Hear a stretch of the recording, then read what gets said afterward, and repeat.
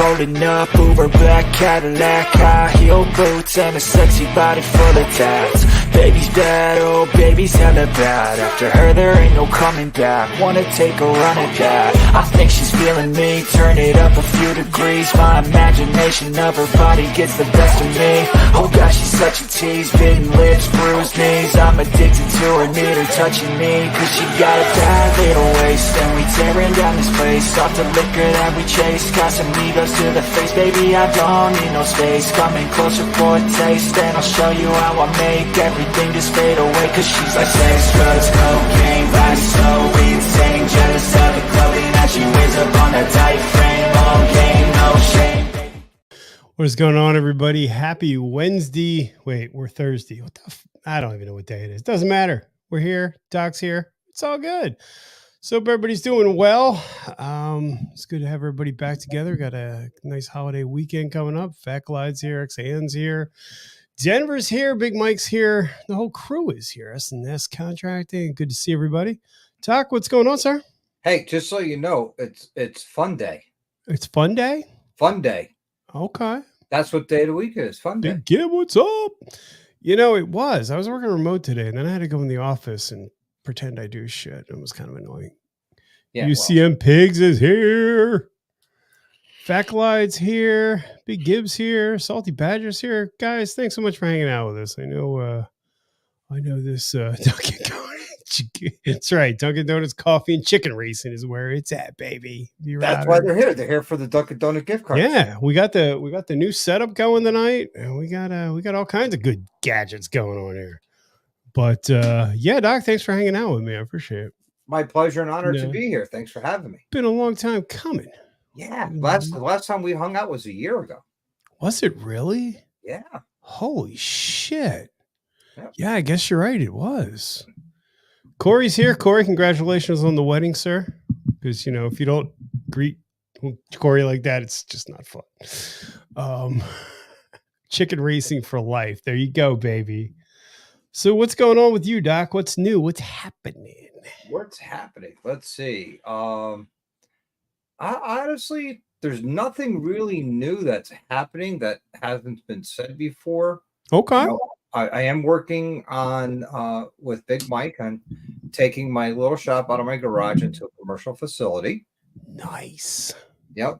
It's a big nut to swallow. Oh, I'm sure. You know, we're looking at a very large building that we're only going to occupy part of it, rent the rest of it out. But, you know, we're talking, they're asking $2 million for the property. Oof. Like I said, a big nut to swallow. Yeah. Oh, yeah. That's a lot. Yeah. But, you know, there's other avenues of income to help pay for it. The secret is to have the other businesses pay for it, and then what the shop makes is pure profit. Sure. It pays for itself. No, that makes sense. What the fuck am I doing? Woo, that was fun. No, it's good. So you know what? We've never, hey Tweedle, what's going on? So what's you know, we haven't really talked about this. So let's go back here. Where did you grow up? These are all the questions I want to know. Okay. I grew up in the luxurious city of Bridgeport, Connecticut. And if you're a Family Guy fan, if you remember that one Christmas episode where he looks at Santa's factory, he goes, Santa's factory, he looks like Bridgeport, Connecticut. That's about as accurate as you can get. Okay. You know, where they have, you know, gas stations with no pumps and factories with busted windows and, you know, needles rolling up on the beach. And, you know, great place to raise kids. I could see that. So when did you join the military? You joined the military pretty young? Right out of high school, actually. I went to boot camp, and I graduated in 88. And in January of 89, I was... Oh, I didn't realize we were that close in age. Okay. Yeah. I graduated in 89. Okay. Yeah. And I went off to Fort Dix, New Jersey. Nice. Right there in the beautiful city of Trenton. Mm-hmm. I went off to boot camp there. Nice. Had a great time. I enjoyed it. I got to play with Apache helicopters early on in my career. Okay. And then, Now, was that kind of like your first foray into mechanics, or were No, you no, doing I that before? took automotive. I went to a technical high school, Okay. so I would spend half my year in shop and the other half of my year in classes, which was Oh, perfect because I didn't have to do midterms or finals or book reports and none of that garbage. nice. And Very nice. so I graduated there with my diploma in automotive technologies. Okay.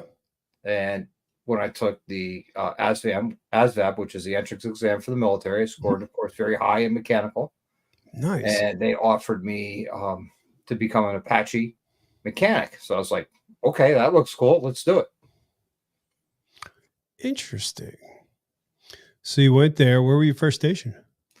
My first duty station after all my training was at luxurious Fort Bragg, North Carolina. I'm starting to see a theme here. You get all the luxurious. I loved Fort Bragg. I really did. It was a lot of fun. I enjoyed it. It was in the beautiful city of Fayetteville. And if Hmm. you spent any time there, it's nicknamed Vietnam. Vietnam. Why? Use your imagination. Okay. And after there, I went to Germany for 2 years. Okay. It was amazing. Yeah, I've always heard good things about Germany. Oh man, I the 2 years I was there was amazing. I loved it. It was phenomenal. Um, I wanted to stay, and no, I had to go back stateside, and they sent me to Hideous Hood. Hideous hood. Well, Fort Hood, Texas. It's just Oh, there's okay. nothing Sorry, I there. wasn't picking up on that. Sorry. Gotcha. The only good thing is it hardly rains in Fort Hood, so you could plan things out on the weekends and not have to worry about weather. Okay. And but I mean, once you spend 2 years in Germany, no Yeah, matter where you go, it's going to be a letdown. I could see that because there's not. Yeah, it's not gonna be the states. I'm sure it's a lot different experience. Absolutely. As a matter of fact, when I was in Germany, we had the wall. Oh, Do you that's remember the right. Berlin Yeah, Wall? you would have had the wall. Yep. And the wall came down when I was there. Nice. And so, being in Hanau, Germany, which was close to the wall, we went into Eastern Germany after the wall came down. We Okay. decided to go into a gas off and have some lunch and some you know local beverages. And I love the fact that we walk in now. You picture, stereotypical KGB long Mhm. leather trench coats with the leather brimmed hats, and we walk in. There's three guys dressed just like that.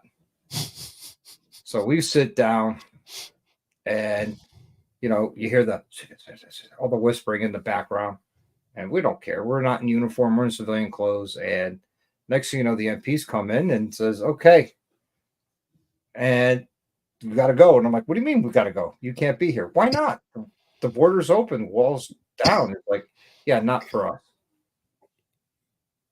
So we got in a little bit of trouble for that. Okay. Yep, got restricted to the town for 30 days. No, that sucks. Yeah, well, not really because I lived in town and my apartment was right upstairs from a local gas off, so I go, which is a bar. Okay. I go downstairs and get, some beers and food and All have a right. great Well, that time. wouldn't be too bad then. No, no, you know. If you're going to be in the military, you got to get in trouble at some point, right? What's up, Dallas? Well, every good NCO has a combination of these three: Article 15, a divorce, and a DUI. Okay. I did not have the DUI, but I had the other two. I mean, you had 2 out of 3. That ain't bad. Yeah, well, Meatloaf wrote a song about that. I did. That's where I was going with it. I'm a big Meatloaf fan. So you were in Germany. Where else were you stationed? Um, Active duty, then was Fort Hood, and I wanted to get back to Germany or back to Fort Bragg or go to Fort Campbell. And they kept saying, "No, you're staying at Fort Hood." I'm like, "I don't want to stay here. I want to get out of here." And Get like, me "No, the you're hell out of staying." here. So I ended up not re-enlisting, got out, came back to Connecticut. And imagine that. That's how bad I hated Fort Hood. Oh, And I missed it so much after 5 years. I went back into Connecticut National Guard. And from there, I became a Chinook mechanic and worked my way up to be a flight engineer. nice. So what that means is, every time my aircraft flew, I flew with it. And I collect Okay. flight pay and part of the air crew and everything. And I enjoyed it. It was so much fun. And, with that, I was traveling all the time. The 1 weekend a month, 2 weeks a year, when you're on flight status, that's your actual time off. Okay. Interesting. So, with being in the Connecticut Guard, I spent time up in Gagetown, Canada, Montana. We flew out to Montana. Oh, nice. Or Indiantown Gap, Pennsylvania. It's where I think it's where that's where my grandfather went to basic. I think they had basic back in the 50s there. I don't know. Or maybe he was stationed. I don't know. It's too good to fact check. Let's just say he was there at some point in his life. He was there. Yeah. Actually, fun fact, I met the retired General Dick Winters. Really? Yes. Who was, Major Winters and Band of Brothers, former company commander, Easy Company. I was hanging out in the community club, which is the local bar on the base. And I'm sitting there talking to this gentleman, and I introduced myself, and ended up being him sitting there.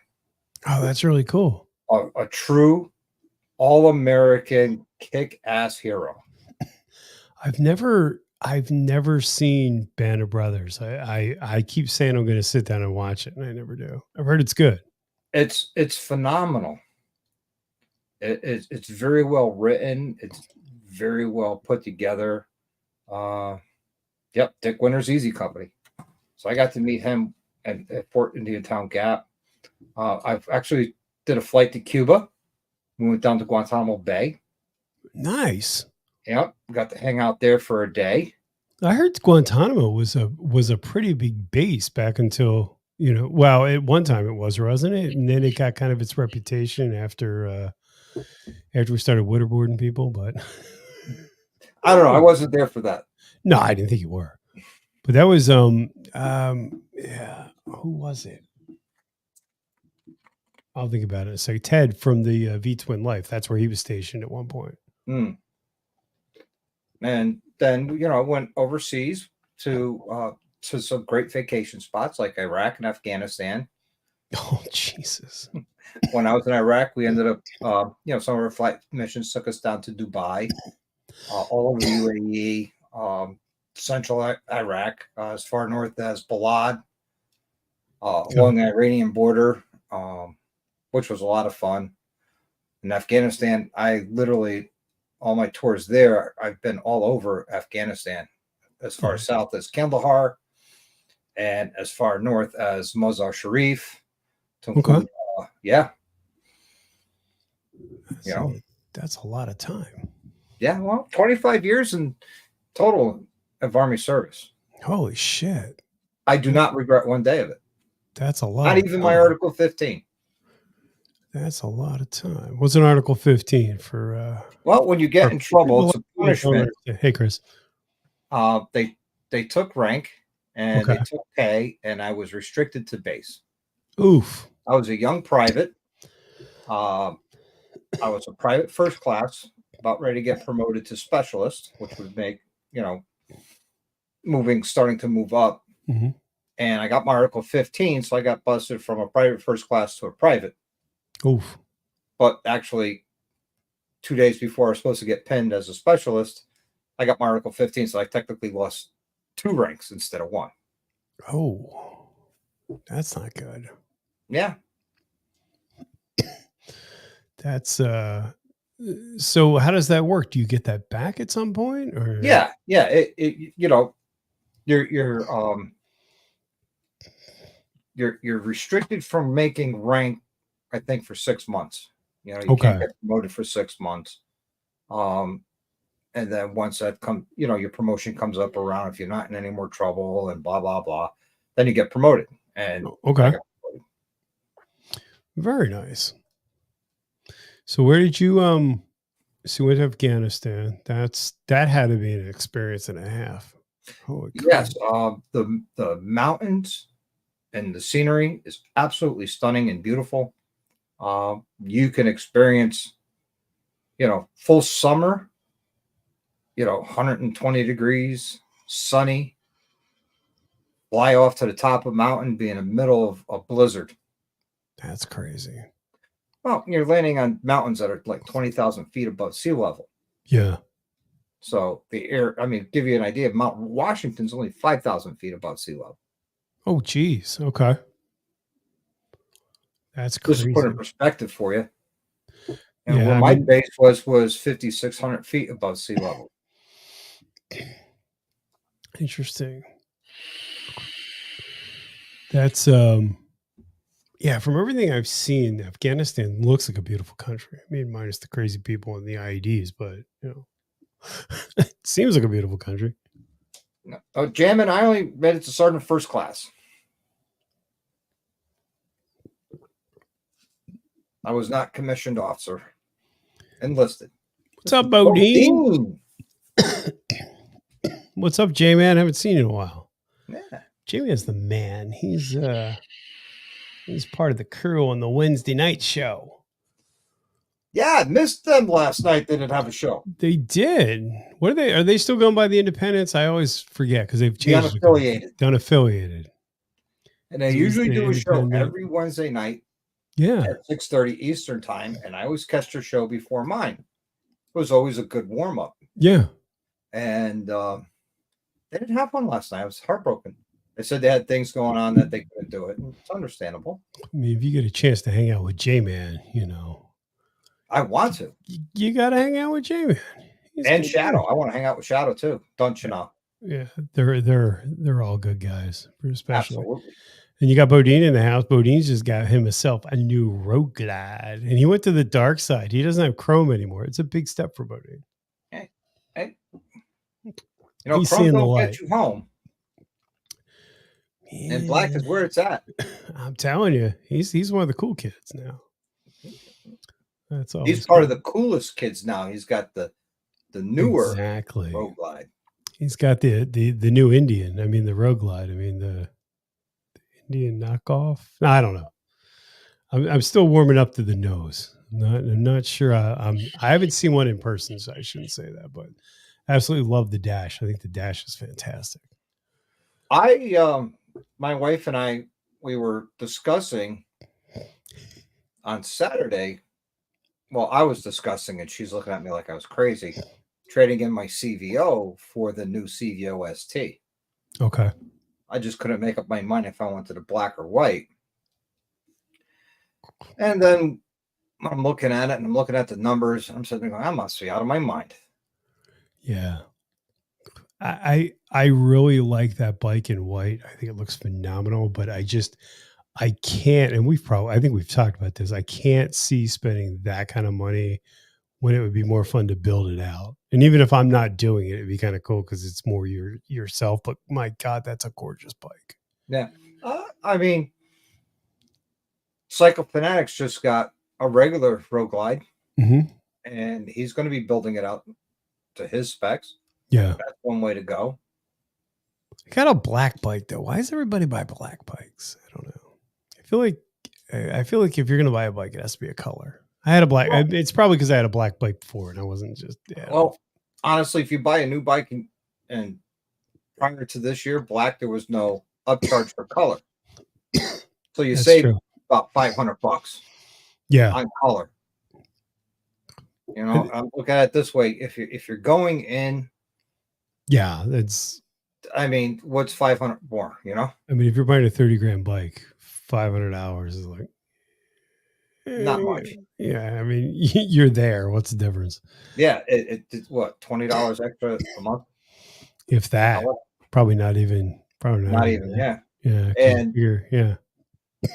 and then if let's say okay, you're going to get it painted. Well, you're going to spend anywhere from $3 to $5 grand on paint. Yeah. I mean, I don't know. I don't know how. I don't know. To me, if you're gonna have a bike custom painted, you either got to have a lot of throwaway money, or you're just not willing to. You're gonna run the bike till it dies.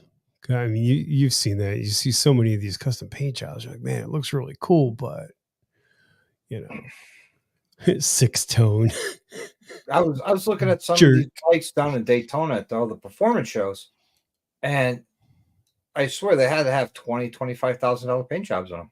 Yeah. And I'm sitting there in awe over this going,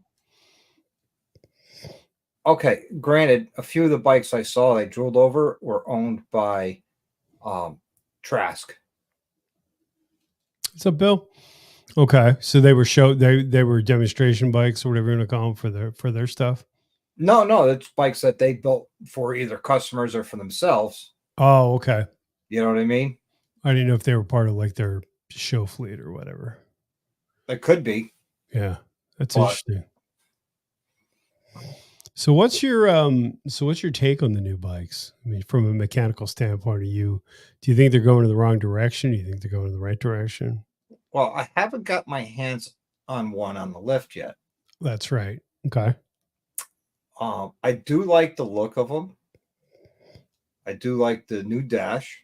I think that, it's awesome. It really is. As far as the sound system goes, I heard it statically, but that tells you nothing. You got to hear it at speed on the highway, to see if it's any good or not. Like I'm going to be getting rid of my Rockford Fosgate because I hate it. Really? It's that bad? Yeah. Okay. There's so much better out there. And I blew a speaker on my way back from Gettysburg last year. And when I came home Sunday night and that Friday morning, I was in Milwaukee. So I was talking to Rockford Fosgate, thinking, hey, they're there. I'm here. Let me just buy a speaker. And he's like, we can't sell you the speaker. Like, why? He says, no matter what we sell you, won't sound good. Those are, yes, they have our name on it and they have our components on it, but they're Harley Davidson. Oh, they licensed the brand. Yeah. So he goes, yeah, they are Rockford Fosgate, but they're by Harley Davidson. So Okay. No matter what we sell you, it won't sound good. And every audio place I talk to about speakers to replace them, they're like, you got to get it through Harley. No, we'll sell them to you, but you're not going to be happy. Interesting. And, I'm very grateful that the vendors were honest up front instead of saying, Sure. hey, let's just make the sale. Yeah. We're not installing it. We won't hear from them again. I appreciate that they were that honest with me. Said, look, I'd love to sell you the speakers, but you won't be happy because they won't sound good with that system. Is it because they don't have enough power to drive them, or are they? Back up a second. So you're saying that the Harley ones are subpar to the actual ones, or they're better? Yeah. Subpar. Okay, I thought that's what you meant. There's no way Bodine's doing 110. Sorry, I'm not buying it, Bodine. Although I could see him kicking a wheelie with that new bike. I think that's where he's going to go. I think he's going to mod it out and be a stunner. Probably Yeah. not. Well, allegedly, I was doing 130 on I-4 in Florida. Nice. Allegedly. Florida, Mexico. It wasn't. No. I won't even say Florida, Mexico. I'll say Florida. But, if there's no proof. No crime, no proof. No That's proof, it. no crime. That's it. So, we're just having fun coming back from dinner. That's how we Mike's rolled right. out. Sounds. He put sounds into his bike after my recommendation. And he's very happy with it. And definitely that's where I'm going to go. But it's all the money. Well, yeah. I very rarely listen to my stereo on the bike as far as through the speakers because I have the comm. Right. And yeah, both bikes that I've had, I've blown out a speaker already because the Harley speakers just can't keep up. No.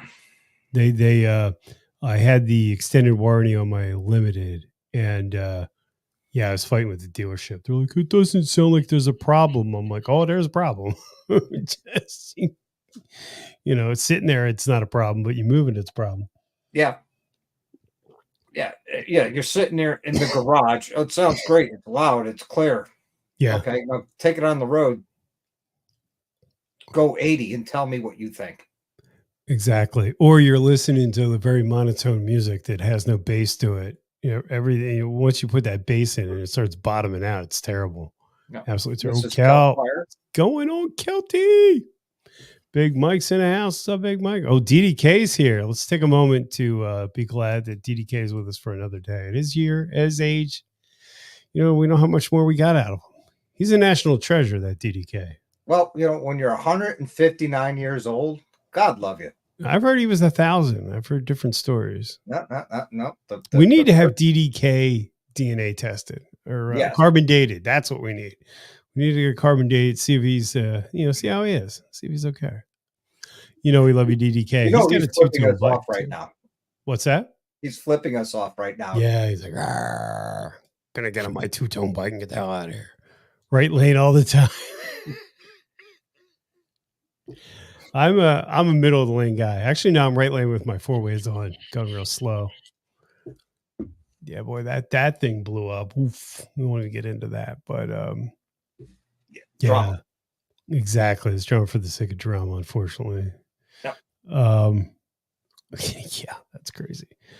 So I don't know. I really like the direction Harley's going in with. I'm curious to see if they're going to bring back the limited, because there's a part of me after talking to Bodine or drooling at Bodine's bike, however you want to phrase it, that's wondering if they're going to do an a la carte system where if you want a limited, you have to buy their stuff and build it out, which I think would make more sense from a company standpoint, because I've heard, and I don't know how true this is, but I've heard that they're not selling ultras much anymore. No. The ultras are pretty much being phased out by the Road Glide limiteds, which that's why they came out with the Road Glide 3. Yeah. But they still have the Tri Glide, but I got a feeling that's going to get phased out too. Yeah. Yeah, I think it's becoming a generational thing, because I've said that before, and I was talking to, I think it was Monkey and a couple other people on a live when they announced that last year, when they announced that the first anniversary bike that they were showcasing was the Road Glide. I was like, it felt like that was going to be the pivot, and that's what it seems like. It seems like that's the direction they're going. Now, whether that's really true, I have no way of knowing, but I thought it was interesting that they don't make a limited yet. Yeah. I just thought it was really interesting, because if you look at the Super Stinker, that RG3 and Shark, yes, that's a beautiful bike. I can honestly say if I was going to go to a trike, I wouldn't even think about it. I wouldn't even have hesitation walking out with that bike. It's a beautiful bike. My wife and I actually owned a freewheeler at one point. Did you really? Yep. What'd you think of it? I loved it. It was great. I used to sit there at the traffic light, put the parking brake on, and just lean back up against the passenger backrest and throw my hands back there and wait for the light to turn green. Just kick back, relax. I like it. And you could stick 2 30 racks, 2 6-packs, 2 bags of ice, and my wife's purse in the trunk. See, that's I think that's a really cool bike. And if I ever had to, or for my health or Katie's health, I think that's the way to go. It's a cool looking bike. It takes away that, I think for me, the pivot from the ultras to the Road Glide is more of I think it's like more of a generational thing. I know some people are really stuck on the heritage, and I get that. I respect it. But to me, I kind of feel like it's the newer, well, it is. Let's face it. It's become the cool kid bike. Yeah. And I think I told you this. I wanted one in 14. They stopped making them, so I wanted one even before that. They wanted the Road Glides were they stopped making them in 14. Yeah, they had a month. They had a year off, and I've heard somebody told me in the dealership, and I don't know if this is true, that Harley didn't plan on bringing it back, and that's what I heard. Such outrage that they took it off the market that they brought it back a year later, which I think is different. Best way, what's this still there? Oh no.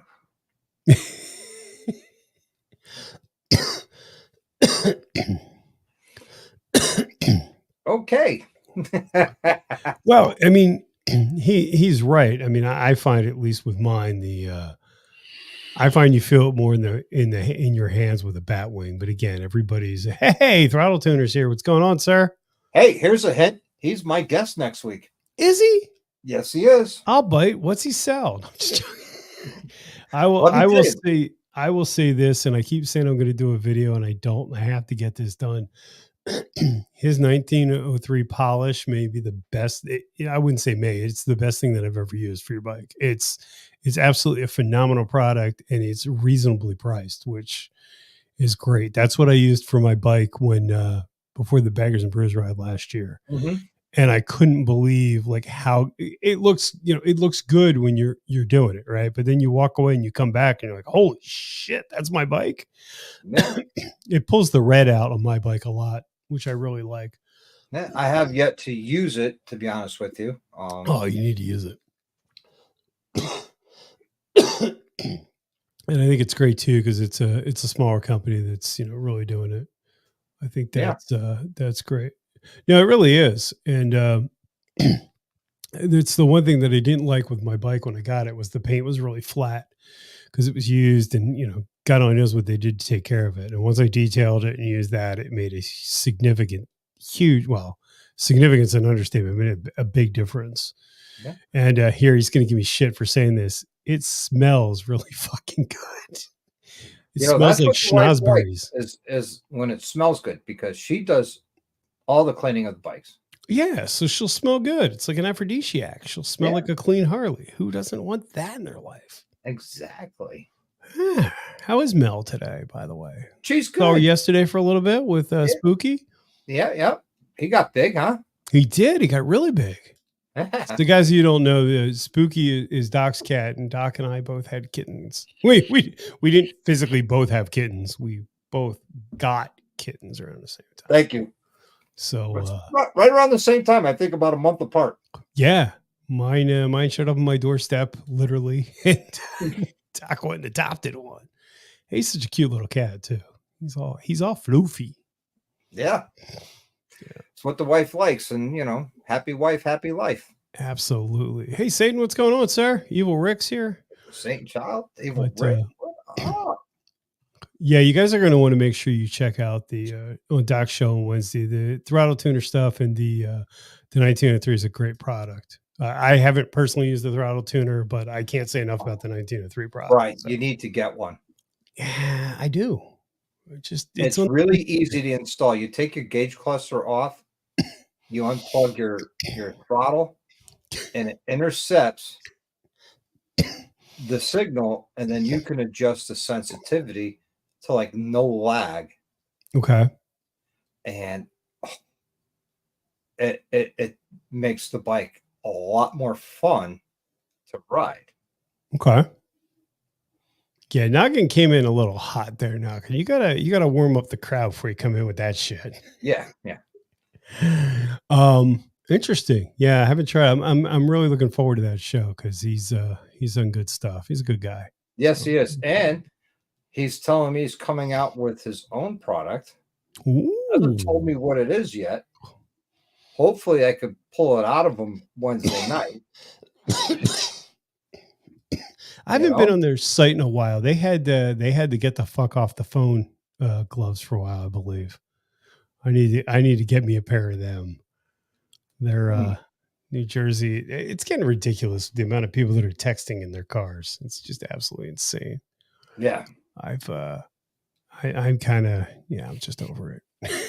Just absolutely over it. But we're getting away from what we're talking about. So you were in the Army. You left the Army when?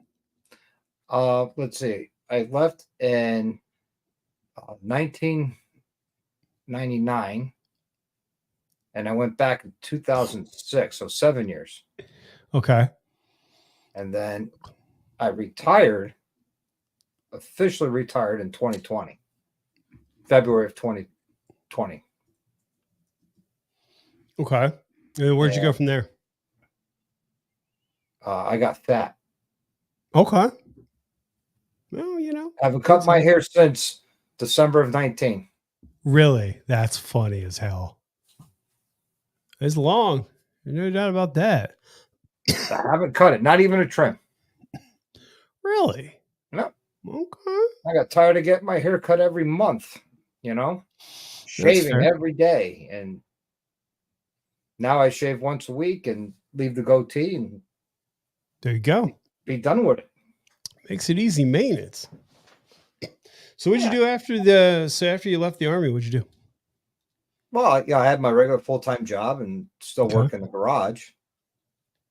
But I miss the flying aspect of it. I miss taking care of my soldiers. That was one of my favorite things to do, is Sure. take care of my soldiers, one way or another. That's And those were the two of my favorite things to do, is take care of soldiers and go fly. okay. And a couple times on a very, very rare occasion, I was able to do both at the same time. Okay. When reenlistments would come up, and I'd work it out with the flight crew and the company commander that they'll do the reenlistment swearing in ceremony in flight. So I would get That's them different. set of David Clark's headsets, plug them into the radio system, borrow somebody else's flight vest, put that on them. As soon as we got straight and level, I put the ramp level, and me and this person will go sit on the back. And when the officer in charge of the reenlistment was ready, we bring him inside. He, raise his right hand and swear it back in and reenlist. Oh, that's really cool. Absolutely.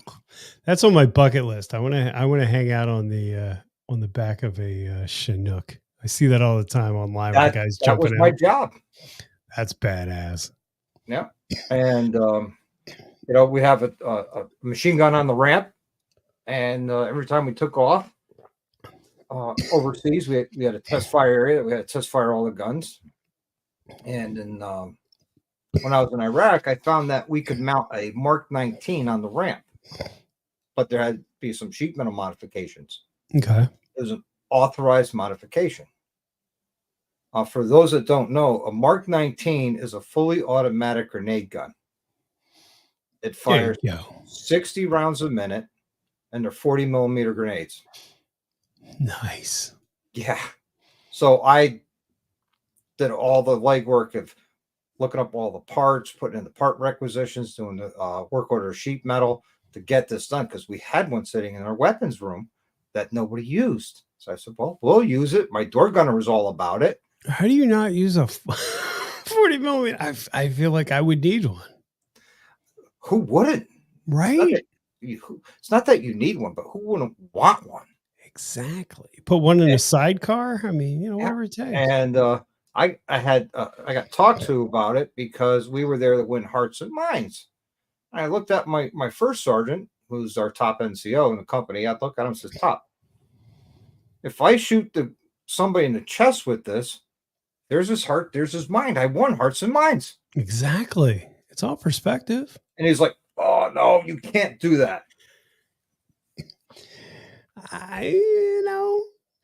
What's the Chinook go for nowadays? Couple mil. All the avionics, about 24 mil. Yeah, I mean, I think it's a good investment to protect it. Yeah. Hey, and $8,000 a flight hour. Oh shit! Really? Yep. Holy fuck! So if That's you wanted crazy. to buy one at 24 million, it only costs you about $8,000 for every flight hour on that helicopter. Damn, I didn't realize it was that expensive. I was in a Chinook when I was in ROTC. It's a beautiful aircraft. It's really cool. It's unique. Yeah. I got about 1,700 hours flying in a Chinook. Wow. That is a lot of hours. Damn. Yeah. So you went back, you were, if I remember correctly from an interview you did, you were in Waco, weren't you, at some point? Yes. That's why I want to get out of Fort Hood. Gotcha. I was there for Waco. Well, we don't have to talk about it if you don't want to. I'm sorry. I got divorced from my first wife there. Okay. Was she a British Davidian? And I was there during the Lovies massacre. What was that? I don't remember. And at that time, it was the largest mass murder in the country. What was that? I've never heard of it. Guy walks into Luby's cafeteria and shoots up the whole place. Oh, Jesus. There's a whole bunch of people. And I'll never forget his quote before he turned the gun on himself. Says, I blame Bell County for this. And he ended up killing himself. Oh, that's terrible. Yeah. So why would you want to go? Why would you want to be there after all that experience? No, I can see that. I can understand that completely.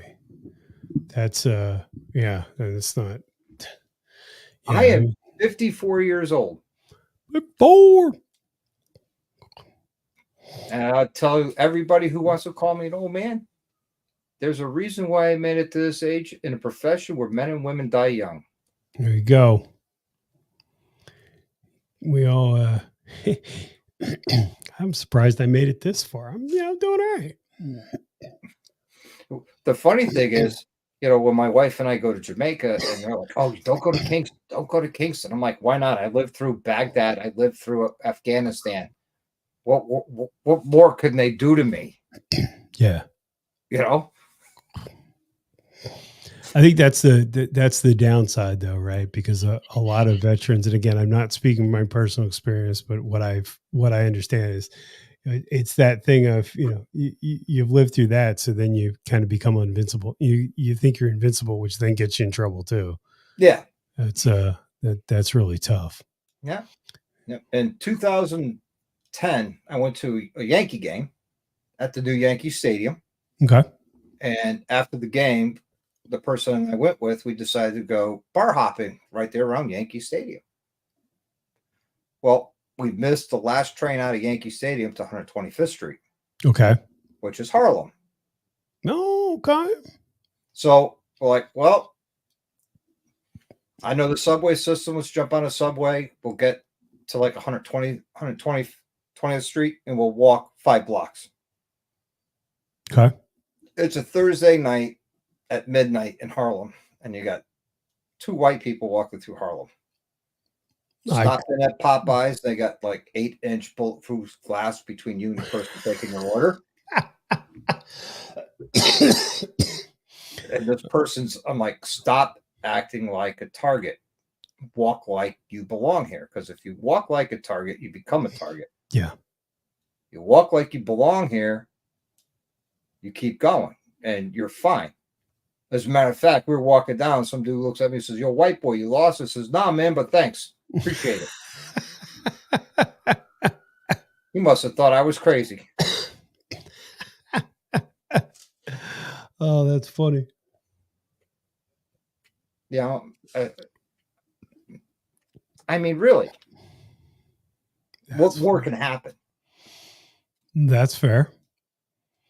Yeah, the Bronx is no joke. Anytime you get to be somewhere with Harlem. I'm thinking when you said Yankee Stadium, I'm thinking of the Bronx. Yeah, that's the Bronx. But I get to Harlem to get to the train station to bring me back to Connecticut. Gotcha.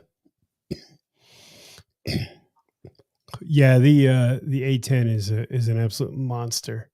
Yes, I love that airplane. I got to see it in action on multiple occasions. Oh, nice. Yep. Both stateside and overseas. Nice. I've never seen one in person. I've seen tons of videos on it, but I've never actually seen one in person. I've seen the effect of a Hercules AC-130 gunship. Oh, yeah.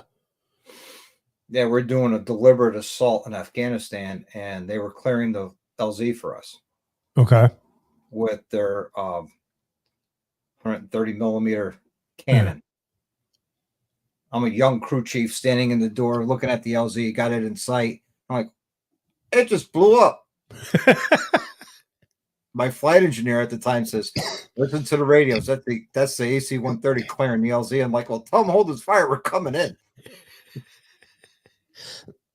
They keep improving that platform too. I've seen they've got all kinds of stuff on it.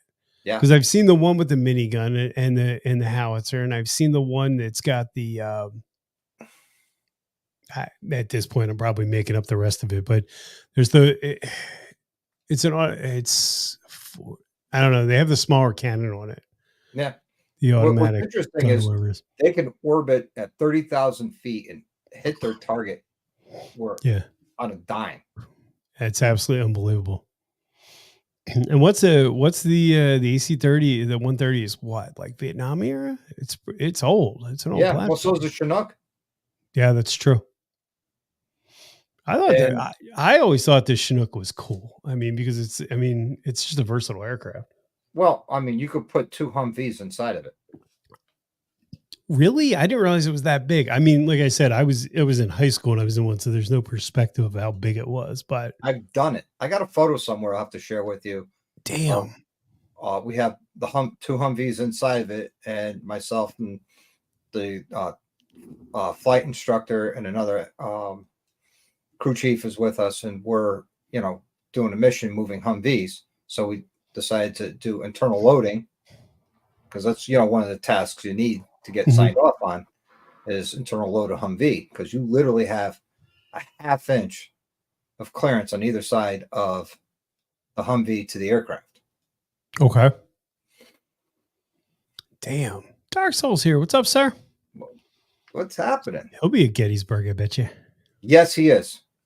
He's a good dude. I haven't had the I'll be pleasure there. of meeting him, but he's a good dude. I know. He can be in Gettysburg. Yeah. That's exciting. So what got you into the whole motorcycle life? Did you ride as a kid? Well, my family has had bikes. My uncle, my father, friends of mine.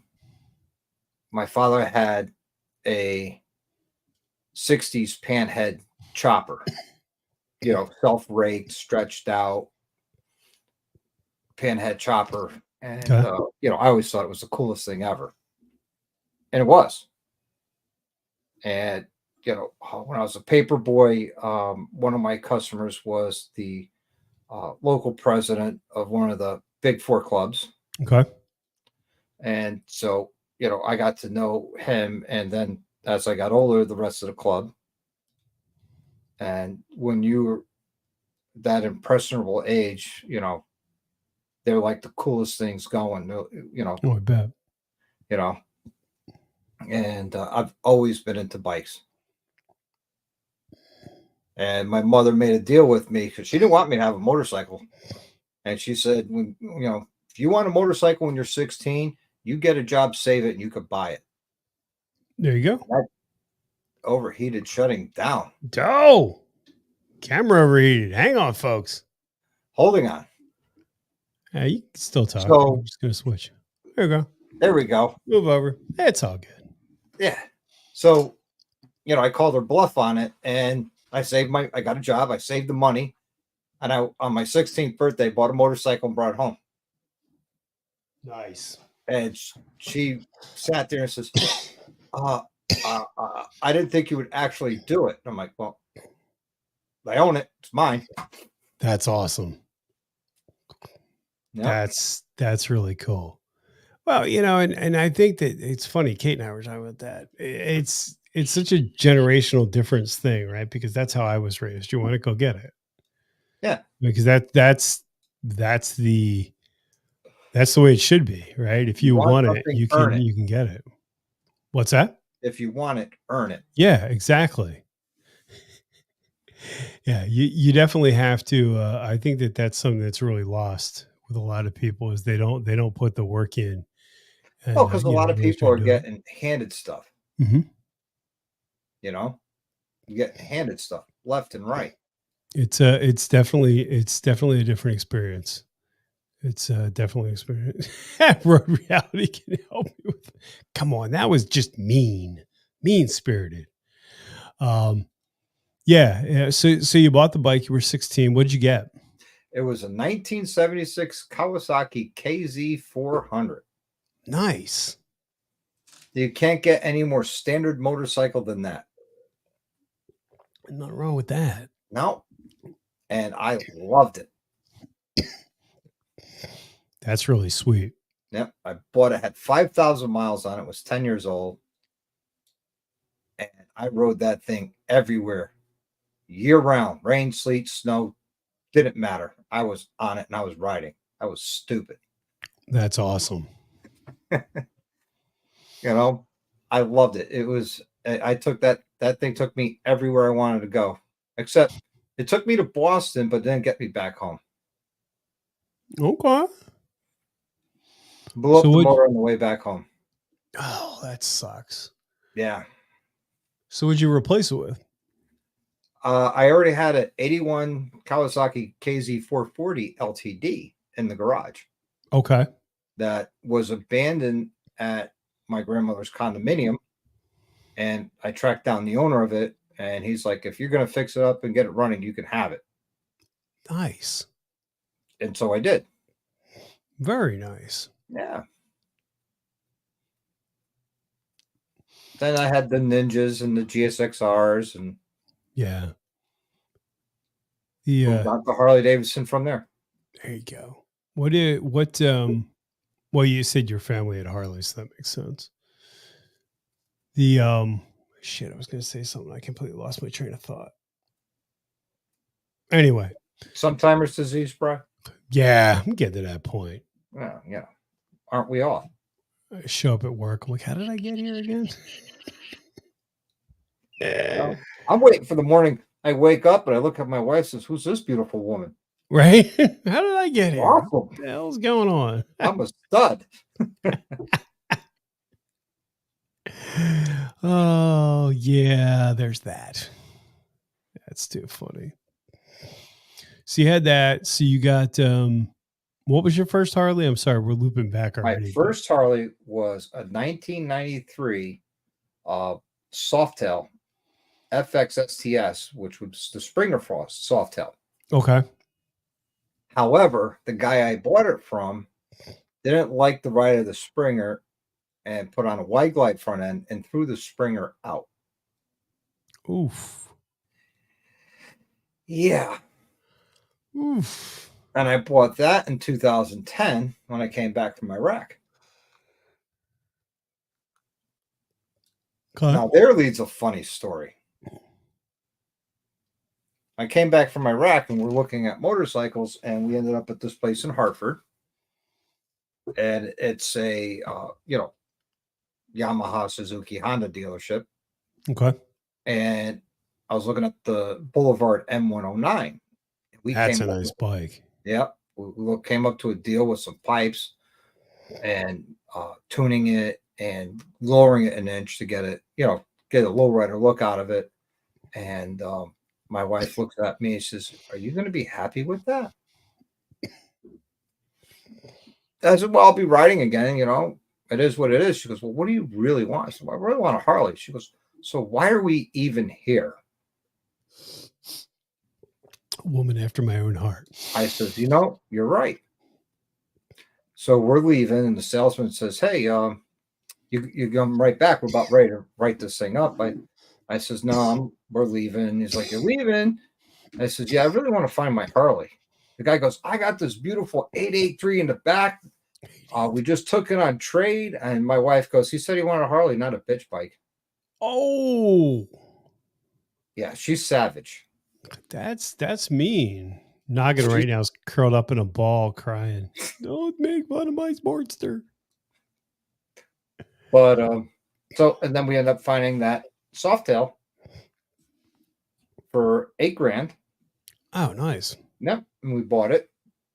And then over the years that I had it, built the motor, put an open primary on it, custom tins with custom paint and custom wheels. And I took that Harley all over. I took it to Daytona, Laconia, and Sturgis and back.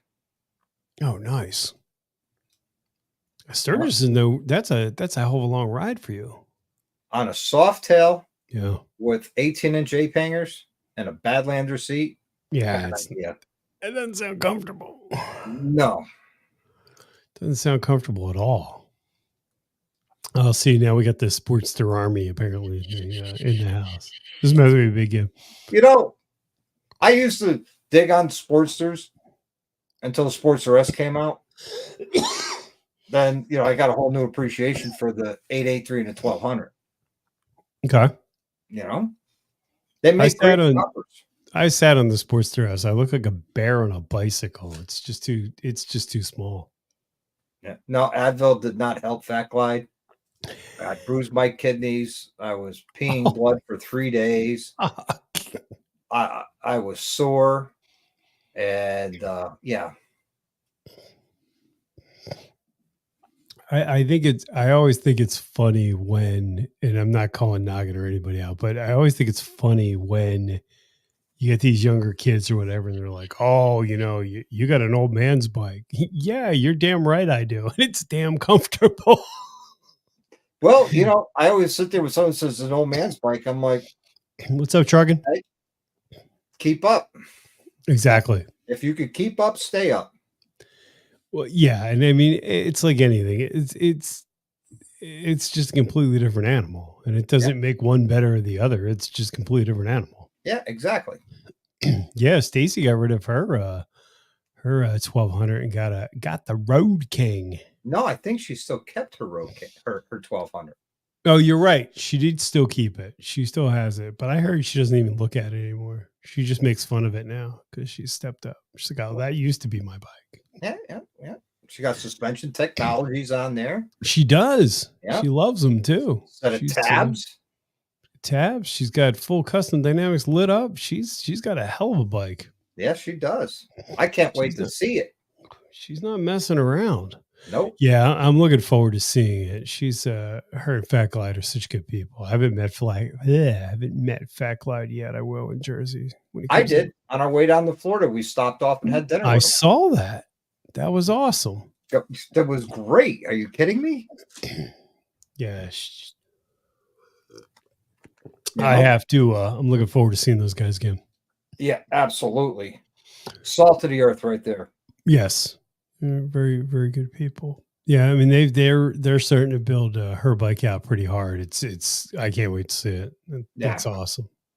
That's a nice bike too. That was actually one of the bikes I was looking at, and when we started looking at Harleys, that was one of the bikes I was looking at. But I wanted something a little bigger. And Katie's like, "Oh, but this is kind of the size." We had a Intruder 1500 at the time, so they're kind of the same size, give or take. Not power wise, but comfort wise, about to say. Yeah. But yeah, so you had was that the Boss you said?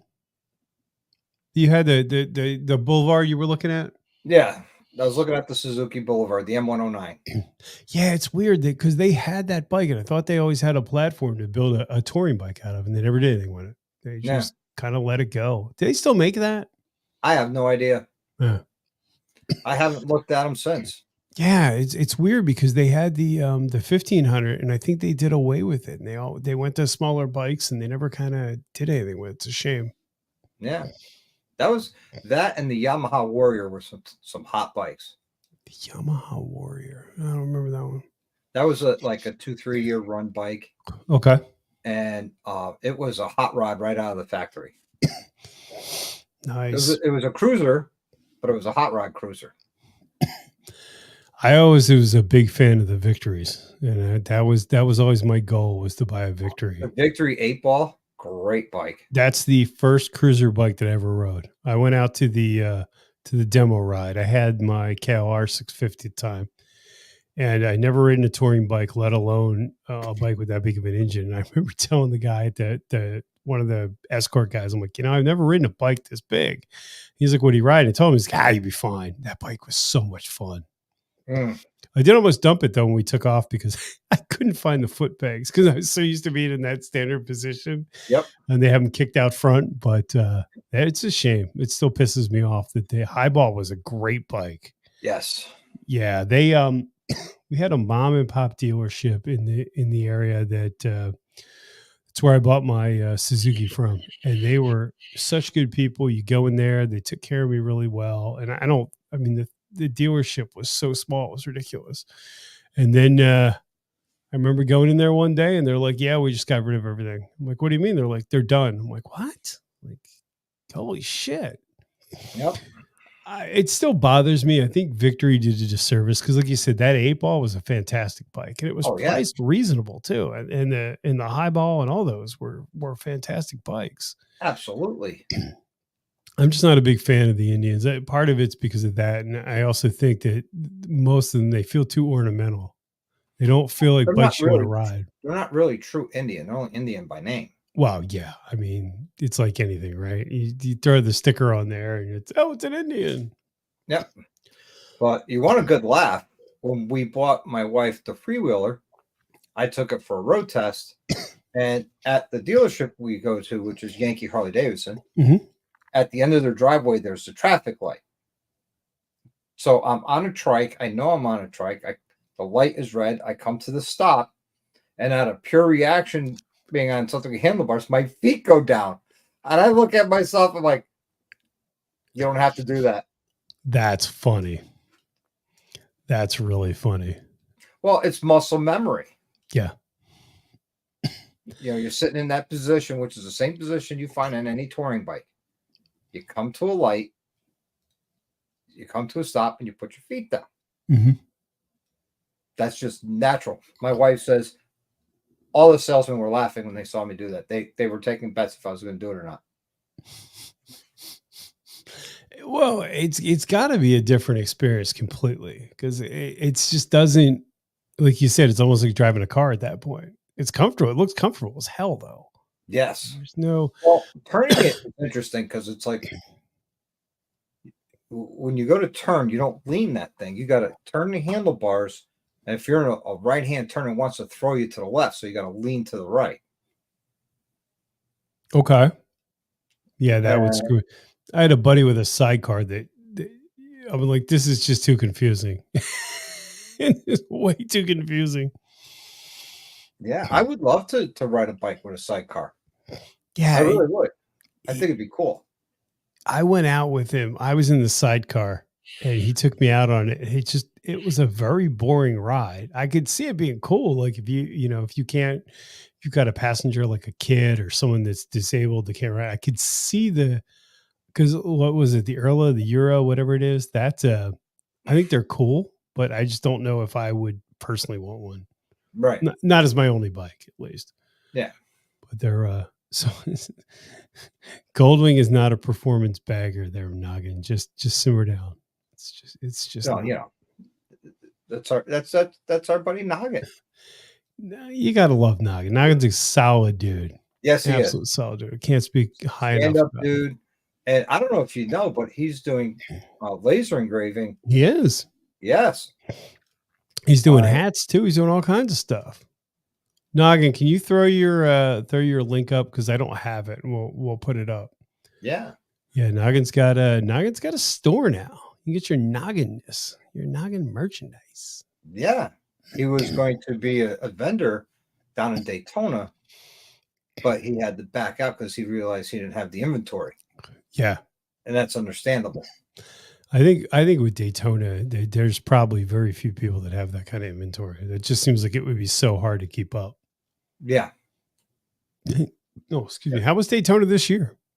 Oh, it was, a rally is a rally is a rally. Mhm. And to me, what makes the rallies is the people you hang out with. That's fair. Friday night on the first when we got there, we pulled into the Cackle Bear at 6 a.m. and we're parked waiting to check in. And then Monkey pulls in and parks behind us. So, we're outside drinking coffee and shooting the shit and having a good time. And that Friday night, we're all Monkey and I are together with the entourage, and we're hammered. And we end up at my buddy's RV and go in and I get the Jaeger cold brew out of the freezer. And Monkey looks at, no, I said I'd be good tonight. I got to be good tonight. And I says, you seen the movie Outsiders, right? He goes, yeah. I says, do it for Johnny. He goes, God damn, Johnny, give me the bottle. That's funny. He doesn't remember that. That's really funny. But, we're hanging out, Dallas, Penny, Tweedle, Bill, MC Crimson Glide. we're all hanging out, having a great time. Big Mike is there. We're going. Jake from H2 Performance is Grimson, there. have a good night, sir. Thanks for hanging out with us and for your support of the channel, sir. Appreciate it. Fight Club rules are in effect. Good night, Satan. Good night, Bill. But and it's the people you hang out with and the people you spend your time with there that make that rally worthwhile, or any rally. Sure. Yeah, I could see that because that's how OC was. I didn't personally wasn't like super excited about being there, but it was cool because I get to hang out with a lot of people and people I haven't seen in a while. Right. And people that you normally don't see other than on this platform. Yeah, I could see that. I'll be honest. I'm not a big drinker. I'm not a big, hanging out being a Yahoo, but it was fun to see a lot of people I hadn't seen. Yep. But for instance, last year at the Baggers and Brews event, Dallas and I always have one regret. We didn't really spend a lot of time to really get to know each other and hang out. Well, you can only spend a little bit of time with Dallas. He's a little guy. Yeah. He's, time moves different when you're that height. And, we're hanging out down in Daytona and we're having a blast. I mean, talk about a stand-up dude. He is. And an amazing woman. I mean, Penny, she's amazing. She's wonderful. She's, I have nothing bad to say about Penny or Dallas. Tweedle, on the other hand, that's Tweedle. Wait, Satan was alone time with Dak just got awkward. Okay. You do you, boo-boo. Yeah, I could see that because it's I mean it's that is the one thing that I've always liked with motorcycles is that if you and you've been into it a lot longer than I have, but if it's like if you have a motorcycle and I got a motorcycle, we're now friends because now you have that commonality that can bring you together to talk to actually meet somebody. Mm-hmm. It's like the whole classic car thing. You have a classic car. I got a classic car. We're at a cruise night. We get to talk and meet. And now we're hanging out, and then friendships are born that way. You go to Dunkin' Donuts and you see the same person in line all the time. Whoa. That was a shot. No, it's not. Let me finish. You go to Dunkin' Donuts and you see the same person in line every time because you're there on your way to work. Yep. Next thing you know, there's your commonality to say hello. It opens the door. It is interesting because that's the one thing that I found with a bike was that it opened up a whole new world, but it's also really weird. I'm finding because like I'm the only person at work that rides. We're a pretty big company, and it's just kind of funny because it's like, oh, you're the guy that has the motorcycle. I'm like, hello. It's my bike. Same for a while. Same thing at the university. I'm the only guy on campus, whether you're faculty or staff, that rides. That's funny. You would think. Well, what's the student like? Is there much bikes on campus? That's crazy. No. There were a couple other staff members that rode, and I work on their bikes, so I see them still. But they don't work there anymore. Okay. They went to, broaden their horizons and make the bigger money, because when you work for, Jesuit institutions, the salary isn't there, but the benefits are. Okay. Yeah, I mean, and Katie works for the state of New Jersey. It's the same thing, right? The money in private industry is bigger, but when you've got a pension and everything else, it's kind of hard to beat. Well, I also have 16 paid holidays a year. That's what I'm saying. That's where I was going with it. Is not only do you get like they get off for everything, they get off for like post office appreciation day or something. Like I'm off Friday and Monday. Really? Yes, Easter Monday it's called. Oh, that's right. That's right. I forgot about that because there's a Polish holiday too that falls on that. Interesting. Yep. And, I'm off on paid holiday between Christmas and New Year's. Yeah, and see that's where I could see it being a big difference. Yeah. Um, I had We don't get off for shit. I actually had this bank reach out to me. Um, they saw my LinkedIn profile, all my certifications, and they had an opening. And I went through the interview process, and the second interview, we were talking money, and it was triple what I make now, Yeah. doing the same job. Mm-hmm. But I had 3 guaranteed holidays a year and 2 floaters, so there's 5. After my first year, you get 5 vacation days, and you earn one every year afterwards, and you max out at 10 Fuck that. on a 6-day work week. And since it's a World Bank, if you're off on Sunday this week, the following week you're off on Monday, then the week after that Tuesday, the week after that Wednesday. Oh, but if that Wednesday is a holiday, one of the 3 holidays you get, 3. Yeah, so I turned them down, and I think I was the first person to ever say no to them. That's funny. It's interesting because I don't think nowadays a lot of people realize that the quality of life is just so different. Like I work in a hybrid role, so I can go into work, I cannot go into work, nobody cares. Yeah. And that's the beauty. Like today, I was remote. We had a problem. I had to go in. So you go in, you come back. Yeah. Quality of life makes a huge difference. Yeah. And so, I mean, I just couldn't do it. I'm like, you know what? I'm not going to work 12-hour days plus commute. I'll be living to work, not working to live. Yeah. And if you work in the IT field, it's a lot. It's stressful. I mean, there's certainly professions that are way more stressful, but it's a very kind of grinding thing after a while. And I find, I don't know how it is for you, but I find that, I can't go that long without a break. Like a month or 2, I'm good. But after that, it's like, yeah, no way. I got to go. I need a mental health day. Yeah. And,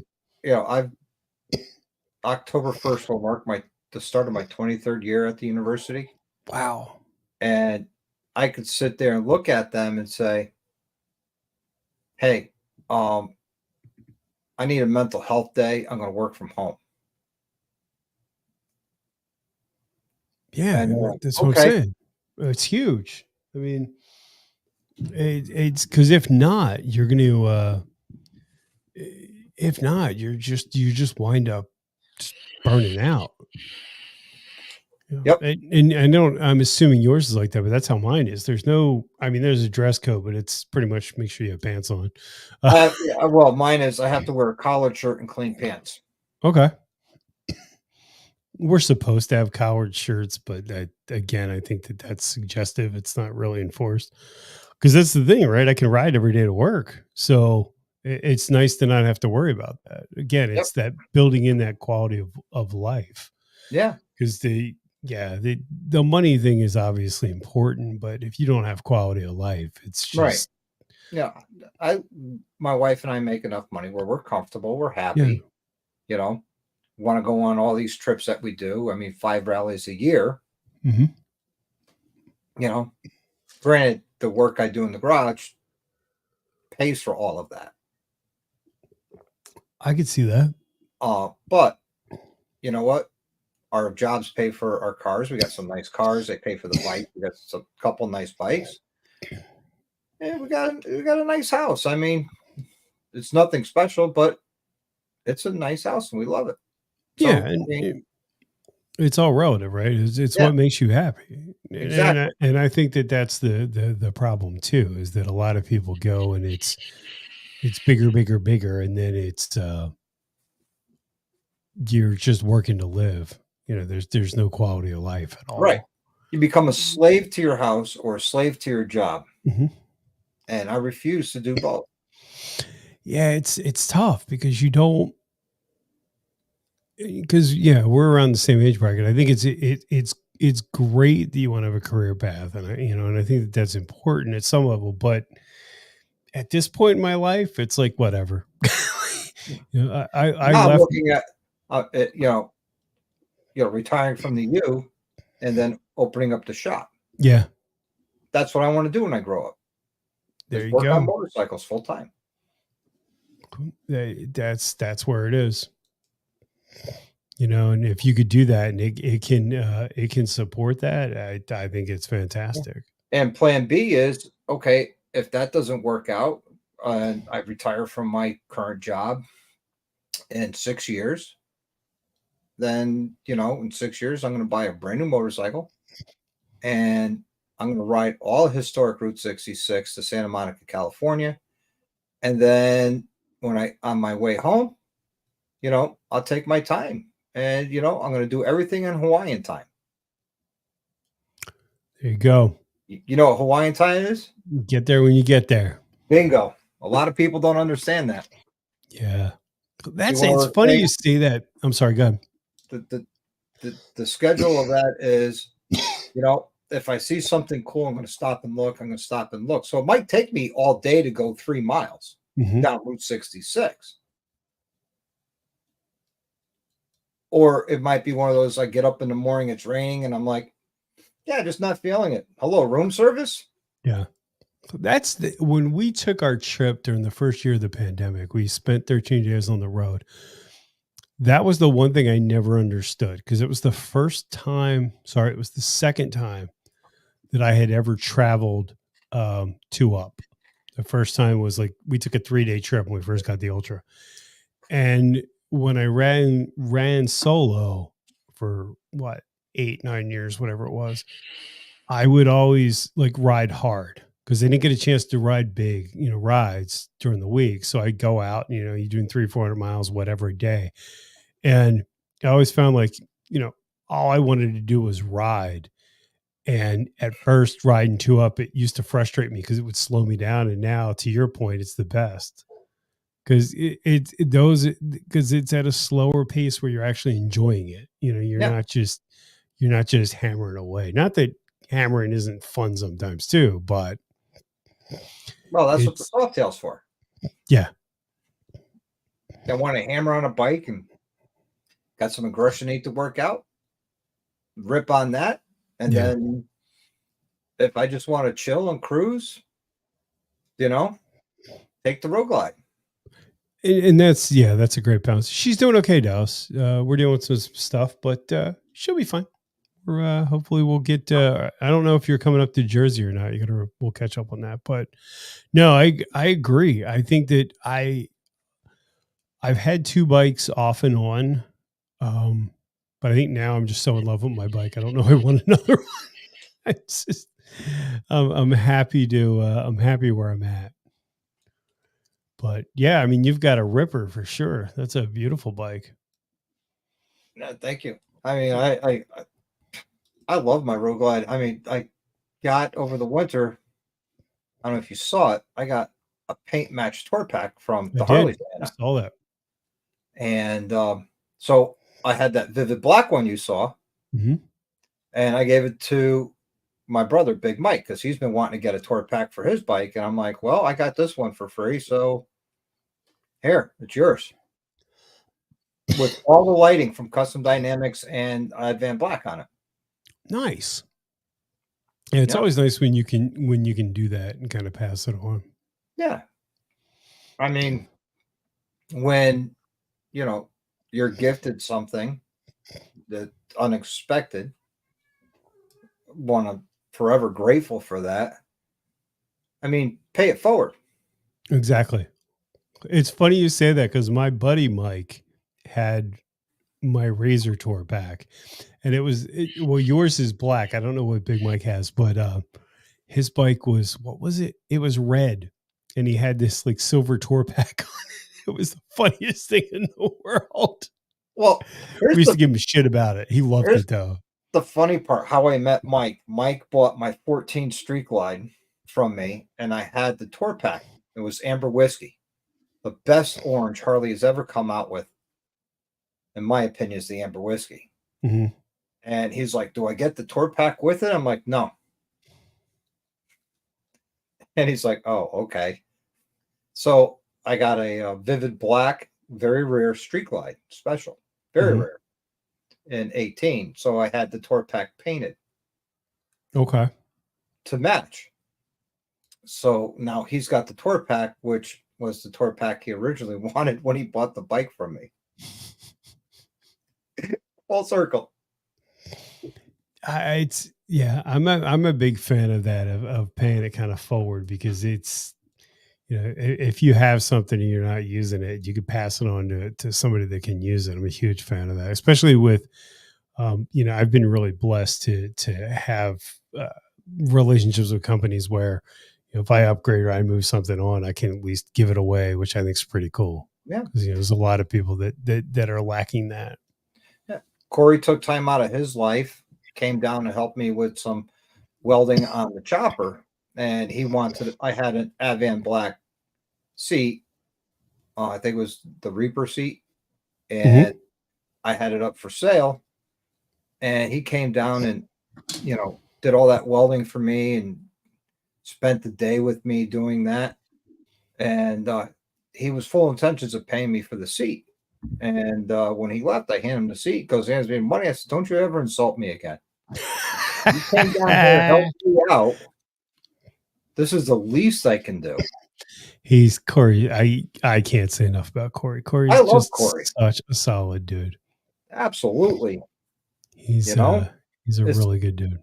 It was the least I could do, Yeah. And Noggin shows up when we have projects like that going on and hangs out, and Brody comes down too and hangs out. Apparently, I was supposed to send something to DDK and I forgot. Oh, sorry, DDK. If you haven't figured that out by now, I can't remember shit anymore. But yeah, he calls you right out, right on the that's lot. all right. He's an old man. He's grumpy. His bike is super sweet though. Absolutely. I love the color combo he has. He's got that beautiful Advan black kit on there. He does. Suspension technology, suspension. And he did his own stage too, and I applaud him. Really? Yeah. Does he have like tools that are built out of rocks? Like his original toolkit? He's got monkey. Well, they were like Sears Model 1 tools. Sears Model 1.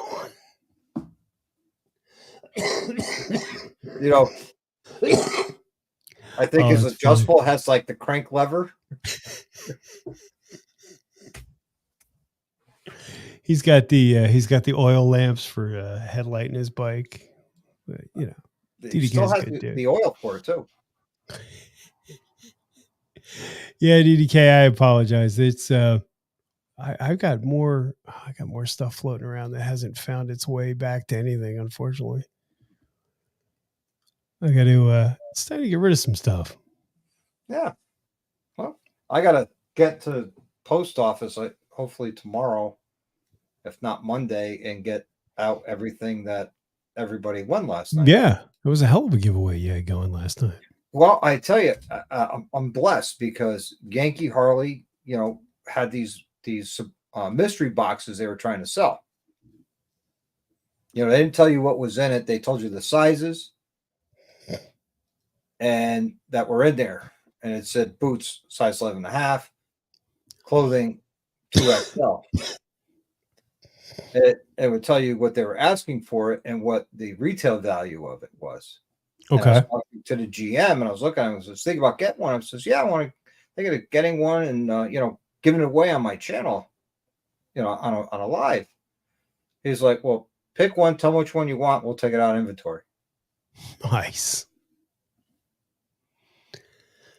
So that's exactly, like I said, blessed that was an opportunity that came to me. Yeah.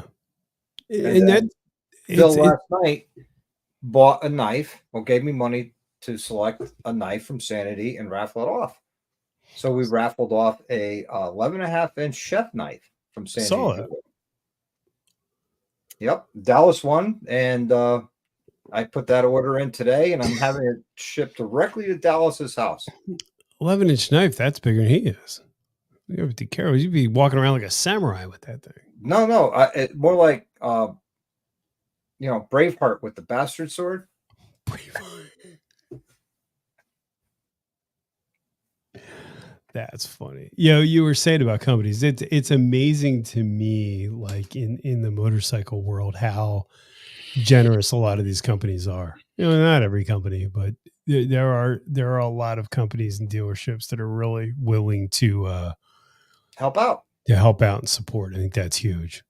Big shout out to Sanity Jewelry. I set up that moto meetup down in Daytona just for all of us to get together and hang out.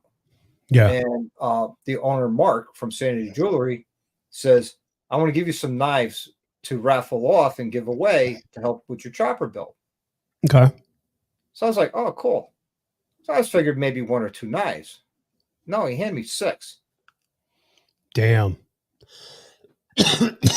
And in January, I got a box delivered of all those knives we raffle off on my channel. Yeah, I saw that. That's huge. Help build the chopper build. Yeah. And all that money is going right to the chopper. And I'm not, matter of fact, YouTube takes their third. I'm putting out of my pocket the third YouTube takes. So let's say it took in 1,500 and YouTube took their 5. I'm throwing 500 of my own money back at it. That's awesome. I mean, that's friggin' amazing. I didn't realize that you're in Staten Island. Hey, you're not that. For some reason, I thought you were in New York State. I'll have to. Yeah, we need to make that happen. I need an excuse to get the hell out of Dodge for a day. Let me know when you go. If I'm not busy in the shop, I'll ride out to Staten Island, hang out. Yeah, we'll meet there. We'll go have lunch. Yeah, let's do it. I need to get some miles in this year. The last 2 years sucked. I bought my dream bike. Fucking, it's been sitting half time. Well, I'm going to be crushing some miles this year. I think I hit my mile goal of 500 miles for the year already. So nice. You're done. I'm done. You got to keep the resale value up. Exactly. Big Gib's only 50. Why did I think?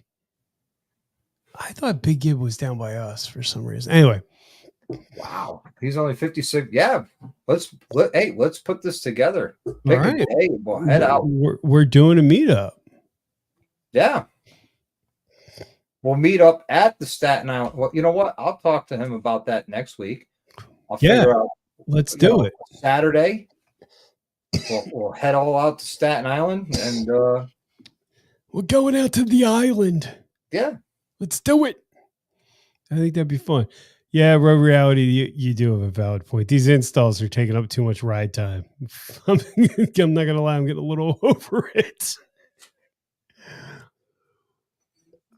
I got a bunch of stuff sitting in my living room that needs to go on a bike. And then I think we're going to take a break from that after I got to get the bike done for the meetup. And then I think we're going to take a break from doing any major installs for at least a year. I'm kind of, what's funny, bro? I still have all those custom dynamics Plogro lights to put on. Yeah, I got a whole pile. I still have the box sitting behind me. I probably shouldn't say this on air, but they were very, very generous to send me what they did for that bike, and then I have stuff I still haven't got on. I mean, they know it's going on, but I always laugh at that because there's companies that'll send you something and they're like, oh yeah, you'll get around to it. It's no big deal. And then you get the companies that are like the day after you get it, they're like, when can we expect the video? I don't know. Like anybody that tells me that they want a video in 2 weeks, it's not a reputable product. I'm sorry. It's not because, or you do the video and it says, hey, that's great. Can you do a quick short? And can you do it on all your other platforms? And I'm like, that wasn't part of the deal. The deal we made was you send me the product, I'll do a video. Exactly. I mean, and now you want me to do all this, and that's the thing that frustrates me is that it's a transactional thing, right? You're getting what you need out of me, and I'm getting what you need out of you. But once you start pushing back like that, you can go kick rocks. I mean, I'm over that phase because there's too many. There's too many of that. And, if you're going to get something, sorry, I don't mean to go on a rant, but if you're going to get something and only have like 2 weeks before to test it, come on. It's not really going to, unless you happen to have like, 2 weeks that you can do like major testing on it. This is not happening. Yeah. And we were I had a company reach out to me, and I told them, I said, really, everything that you're offering that will work for my bikes, for both of them, I already have. Yeah. And, I'm sorry, but and they're like, well, what about a seat bolt? The quick ones. And I'm like, after going back and forth, I says, you know what? Fine, just send it. And now they're like, hey, when can we expect that video on a seat bolt? I'm going to do a quick, short on it. Kelt was video. What Kelt more can was I looking do about it? Yeah, Kelt was looking for a sissy bar, and the first company that sent me a sissy bar was the same thing. It was like, well, when can we expect it? And then it was like, it was another. Oh, sorry, it wasn't the same company, but yeah, they're like, we're going to send you a seat nut. We need you to review it. I'm like, it's a seat nut. Like, what? It's hard to make content on most things that's going to be long enough to be interesting, let alone a seat nut. Like, how do you do that? And then you have, other companies. I'm going to say it out loud, Advan Black. Mm-hmm. Great to work with. You do the video, and they're happy. Yeah. I offered to have the bike at their booth in Daytona. And Alan's like, hey, if that's what you want to do, great. We welcome it. Yeah. I handed Alan the keys to the baseball, and he's like, no, that's too much bike for me.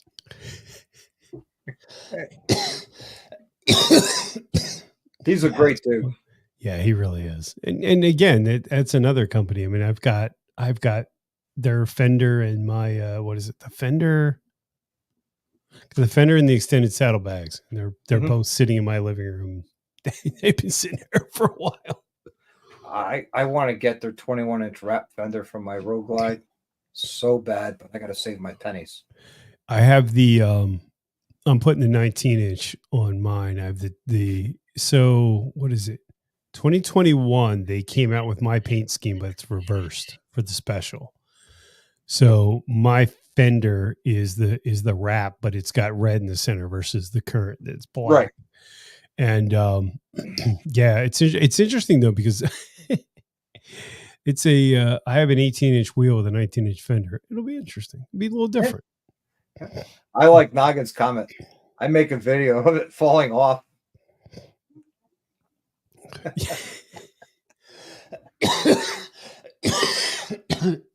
Noggin, maybe that could be your thing, right? You get a product, it falls off, and then you can tell people how it did as it spun down the road. Hey, bounced down the road. Great. Look. Poor Noggin. I feel bad. Yeah, he's a good dude. Hey, Dave, how are you, sir? Yeah, Dave's Noggin's a great dude. But yeah, he is. Getting back to your point, it is it's interesting in the YouTube game how there's so many either so many companies that want you to sell your soul, or people that are willing to sell their soul to be attached to that, to these brands that, it sounds really good, but then you start getting their stuff and you're like, it's okay, but it's not really. Yep. It seems like it's getting more and more like that too. There's a lot of smaller companies out there that they expect the world, and it's like, come on, it's if it's a small product, it's really hard to make a video on that. Like a seat bolt. Yeah, that's what I'm saying. I mean, how can you review that? I could see putting it in a video, but how would you? Yeah, it's just crazy. I'm going to do a short. I mean, I really can't make a much longer video than a 60-second video. One of the easiest things you can do with your bike in 60 seconds. Change out that screw to a seat bolt that see required. That makes sense, because I was doing that with Indy Ridge. I was doing videos on each style of their boot. Well, it's the same boot, it's just different color. And after a while, you're like, all right, what more can you say? It's a boot. It's either going to work or it isn't. Yeah. But you've gotten into doing a lot more reviews and installs, which is cool. Well, a lot of all the reviews Most of them I pay for. Okay. Like I paid for the love jugs, the Advan black levers, the Advan black battery covers, their clutch saver. I paid for all that. Mhm. And then Alan yelled at me. And you know, the suspension technologies, I paid for those. Yeah. Through H2 Performance. I paid for that suspension. And if I believe in a product, I'm going to tell you I believe in this product. If I tell you the product isn't as good or isn't as good as it's presumed to be, I'm going to tell you. Yeah. And I got a lot of flack over the Love Jugs videos. People telling me my science was flawed. That I was wrong. And, hey, they're entitled to their opinion. And that's the thing too that I think that's hard, and you see this, and a lot of people that don't realize with YouTube is that everything's subjective, right? Yeah. Like I love my Mustang seats. They're not cheap. I've been very happy with them. I've had the hammock. I've had other brands of seats. It what works for me, but it doesn't mean it's going to work for you. So it's all subjective. It's not. I think that people get very wrapped up in. And you see all the time. Well, this is the best thing on the market. Is it? I mean, I could argue to the cows come home that my Road Glide is the best bike that Harley makes. Doesn't mean it is. It's just for me it is. Right. Most And certainly. that's why I was put the caveat, in my opinion. Yeah. It's my opinion. And that's something that I had a really hard time with in the beginning was, you're trying something and you're not realizing it's Mike Ball's in the house. What's up, my brother? Mike He's Ball. such a solid dude. I was watching him this morning. Yeah. Such a solid dude. Absolutely. Yeah, it's hard because everything is very subjective, and it's not. It's what you like about it, what you don't. Zen, that's a good question. So I have the Mustang Super Deluxe touring seat. That's my main seat, and I want to say it probably took a good 2,000 miles to break it in. Yeah.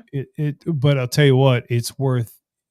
Again, it gets back to subjective, but it's worth every penny, in my opinion. See, I bought a Corbin seat right from Corbin in Daytona. It's special order, and when it comes in, I'm going to do a video, and then, after some miles on it, I'm going to do a follow-up video. What did I think of it? Yeah, and that's yeah, right. Boop. Oh, wait, I didn't do it. Where's the camera? Boop. So you can tell I don't do that move. Yeah, it's I personally like the Mustang seats, but it's all subjective. Like, see, Dallas is saying it's like sitting on a puffy cloud. I don't experience that with the Super Deluxe. I do have it in my solo seat that I run. Well, yeah, it's not a traditional solo. I had the Mustang Day Tripper. It was the most uncomfortable seat. Well, the second most uncomfortable seat I ever had. The most uncomfortable seat I ever had was the Badlander seat. Okay. But that's just my opinion. And that's what I think is important. It's there is no right and quite frankly, there's been stuff that I loved and I fell out of love with it. Yeah. And after a while, you're like, oh, it just doesn't work for me anymore. It's not that Exactly. it's not that it sucks. It just sucks for me at the moment. Yeah. And you buy your bike, you fall in love with it when you buy it. It's perfect. It's everything. And then you fall out of love with certain things on it, like the handlebars, the exhaust, yeah, the audio system, the suspension, the power, everything. And then you make it your own. Does it make it the best for everybody? No, but it makes it the best for you. And that's what I think is important. And it's very hard for it's very hard to find that balance, right? Because if you don't explain that to people, I've never seen that seat. I need to look it up. Well, I'll tell you, the fast throttle tuner. is the best throttle tuner you can get, because my Road Glide has the stage 2 and I have the DynoJet Power Vision tuner on it. And, I adjusted the throttle sensitivity as far down as it could go. And you add that in, it even makes it even more sensitive. So, Yeah.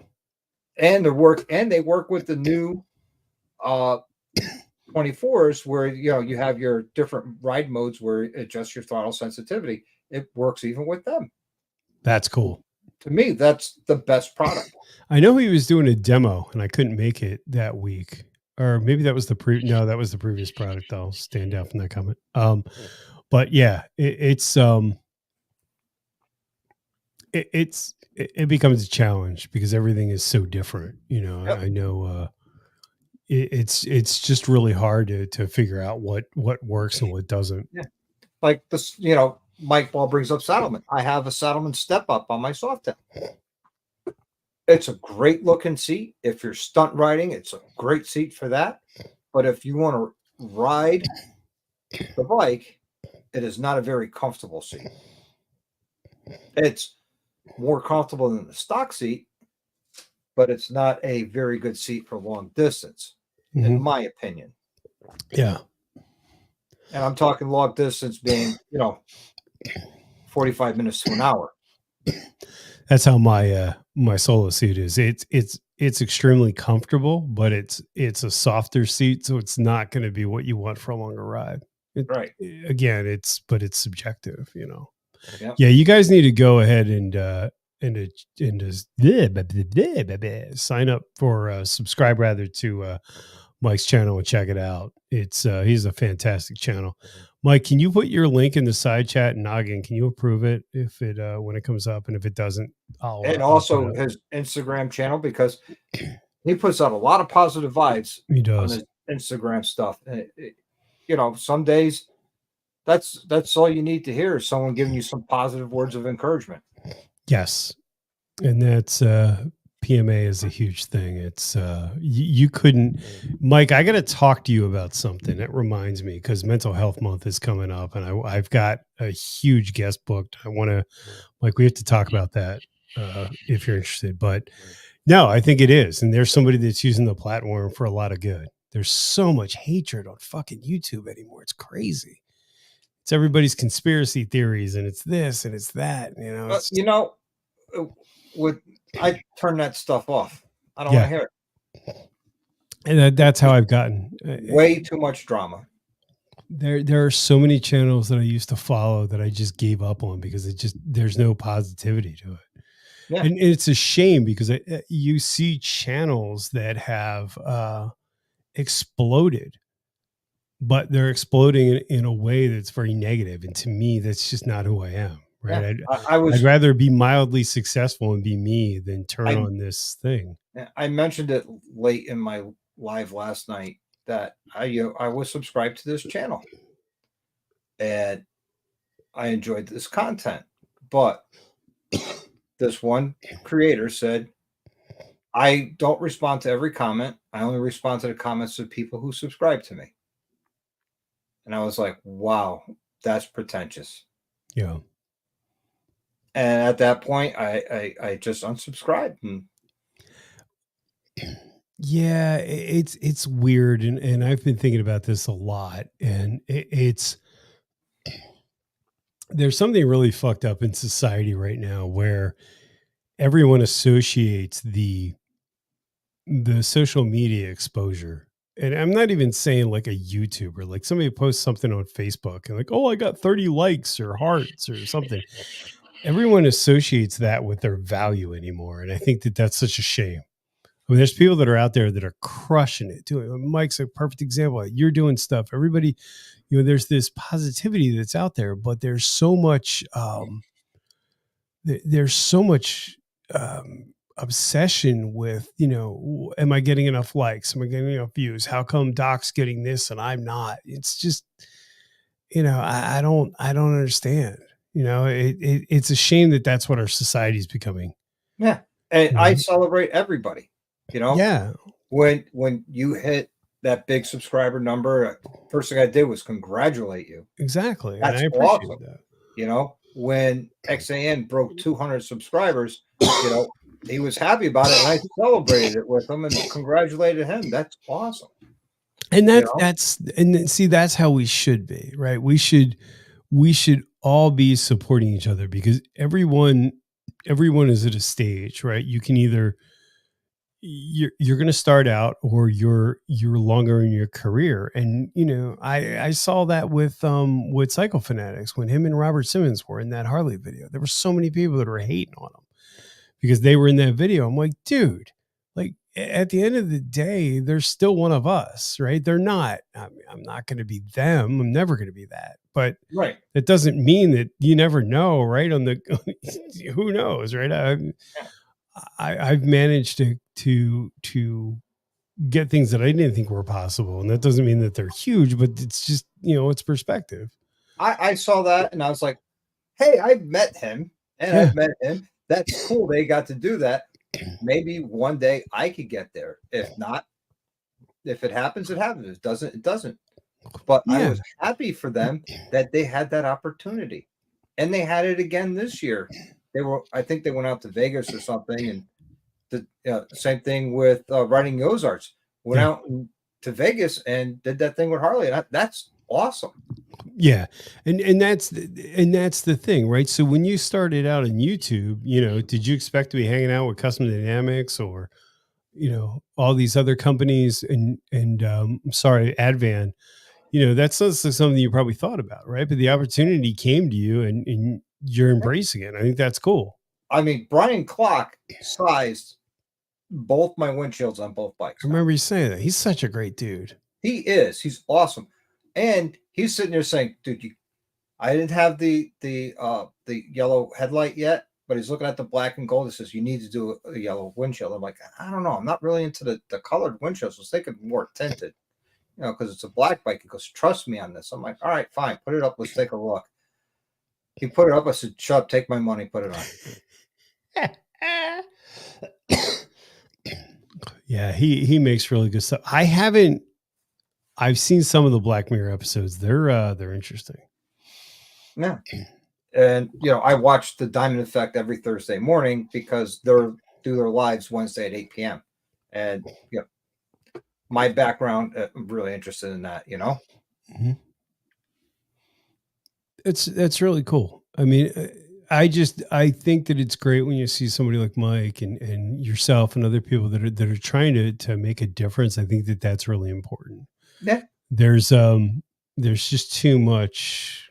It's just too much. The best compliments I ever get was, hey, thanks for doing this video. It helped me out. Or, hey, you just saved me so much money because now I can do it myself. Mm-hmm. You gave me the confidence. Those are the best comments. And my response to them is, I am so happy you got some value out of my videos. And that's a true statement. Yeah. I really am. I'm really happy somebody got value out of my videos, because if there's no value, what's the point? Well, Other that's than just doing it for a video library for myself. But if someone watches and they get value out of it, to me, that's a win-win situation. Exactly. And exactly that. How do you change the world? There you go. Right. And then that's where I was going with it. And I mean, Mike's been through a lot, and he has the most positivity of anybody you could ever meet. I don't mean that I'm laughing, but I don't mean that as a joke. It's nice to see that, and it's nice to see that the community. Thanks, Charles. I appreciate that. It's nice to see the community, that rallies against itself, because I'm still a firm believer that if you're not part of that at some level, and it doesn't, I mean, I'm not the most social person in the world, but I spent many years after deployments being angry at the world. Mm-hmm. And it made me angry and made a lot of people angry. And then, after a while, and, mental health and all that comes to play, I find it's much better to just look at somebody and say, hey, good morning. Mm-hmm. And it's contagious, because next thing you know, they're saying it to somebody else, and they're saying it. Positive or negative attitudes is contagious. And, the world's a much better place to live in if everybody's happier and positive. Yeah. And the thing too is what is the value in any of this beating each other up? Because nobody wins, right? And then what is the if one of us wins, we all win at some Right. level. You know what I mean? Right. And Well, there's always something that you can pass down to either someone. This is going to sound the wrong way, but I was going to say someone under you, and that's not where I was going with this. But somebody that's a smaller channel starting out can learn from you, and then you can learn from other channels that are bigger. and And I he can learned quite from other frankly learn people from that are channels that are smaller than smaller mine. than you too. Yeah, but I really think you're doing a disservice if you can't give it back. Right. Even at some level. And you sit there, and Monkey said it best. Every large channel always started at the same place as everybody else, Mm-hmm. with one video and 0 subs. Yep. And a lot of large channels forget that. Yeah. There's a lot of, it's unfortunately that's the way it's become. And I don't fall into it. And how do you change it? You change it by being positive and supporting one another and celebrating everybody's accomplishments. Yes. And at the end of the day too, you don't know. And I know from doing a small stint in social for a brand, you never know who's watching you. And that's the thing that I find so funny is that there are people that have no idea that brands are paying attention to them. And then they're like, well, wait a minute. How come they're not interested in me? Well, do you remember when you said this on that? It's like people pay attention to that. Oh, here's a case in point. Last summer, Mel and I had the opportunity. We got sponsored to go out to the 120th anniversary, the anniversary party in Milwaukee. Okay. And there were a lot of other channels that are much larger than mine and I got that opportunity before I had 1,000 subscribers. Yeah. I mean, and a lot of larger channels were, in lack of better words, butthurt. They didn't have that opportunity. Yeah. And that's the thing too. Kel, hang on. I'm hooking you up. Yeah, there's companies that I've had an opportunity to work with that I was so far out of my lane, but to you, it comes down to what you're saying is it comes down to what you're putting out, and are you putting out, something that aligns with their brand? And I guarantee you that nobody wants to be associated with a negative brand. There's no winning. Right. I mean, you see it all the time with these big major influencers. How many people have gone off the reservation and then become a problem because of, something that they've done? You see it all the time. Yeah. Every morning pissing. Jesus.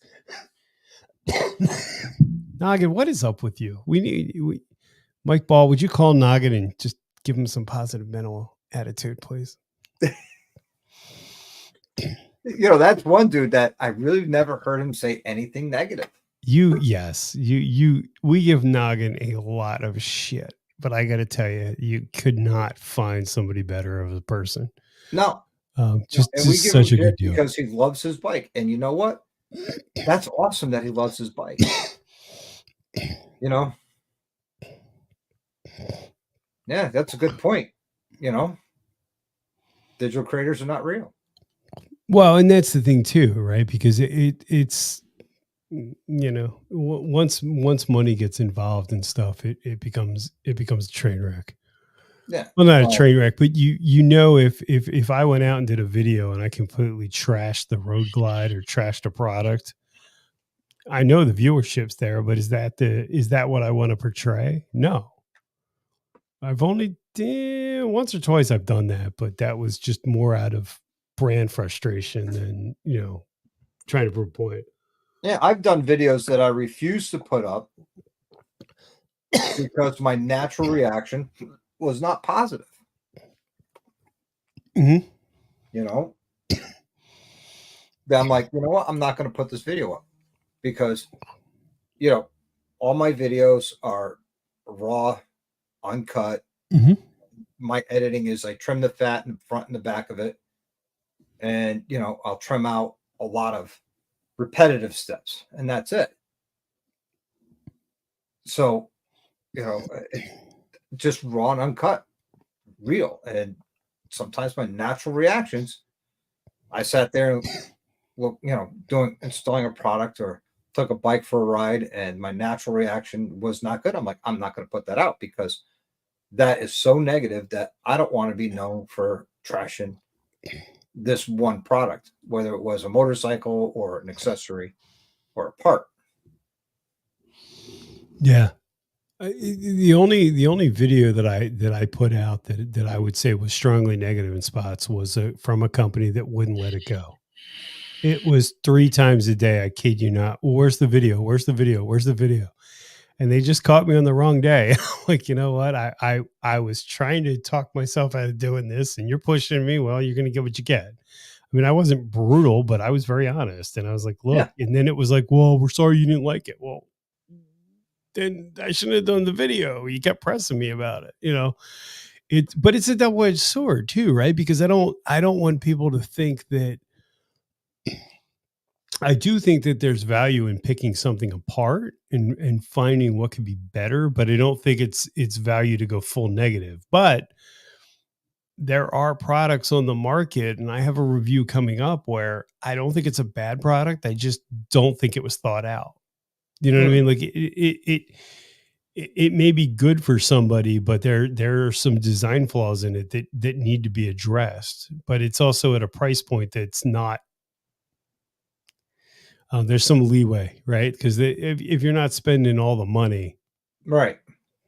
you know, maybe it doesn't have to be, but it's tough because if your expectation is something, and I've had this, it's like if I run X and you're going to send me yours, you better damn well better believe it needs to be that expectation, right? Because if not, you know, it's going to be a video and you're never going to see it again at Yeah. best, or it's just going to go in the bin of misloved toys. And you know, that's the best part of when you're doing a product review that let's say I paid for and I'm doing a review of it, you know, and I tell, hey, look, I paid for this part Mhm. or I paid for this product. Now I'm going to tell you the truth, and I'm going to tell you the truth if it was given to me.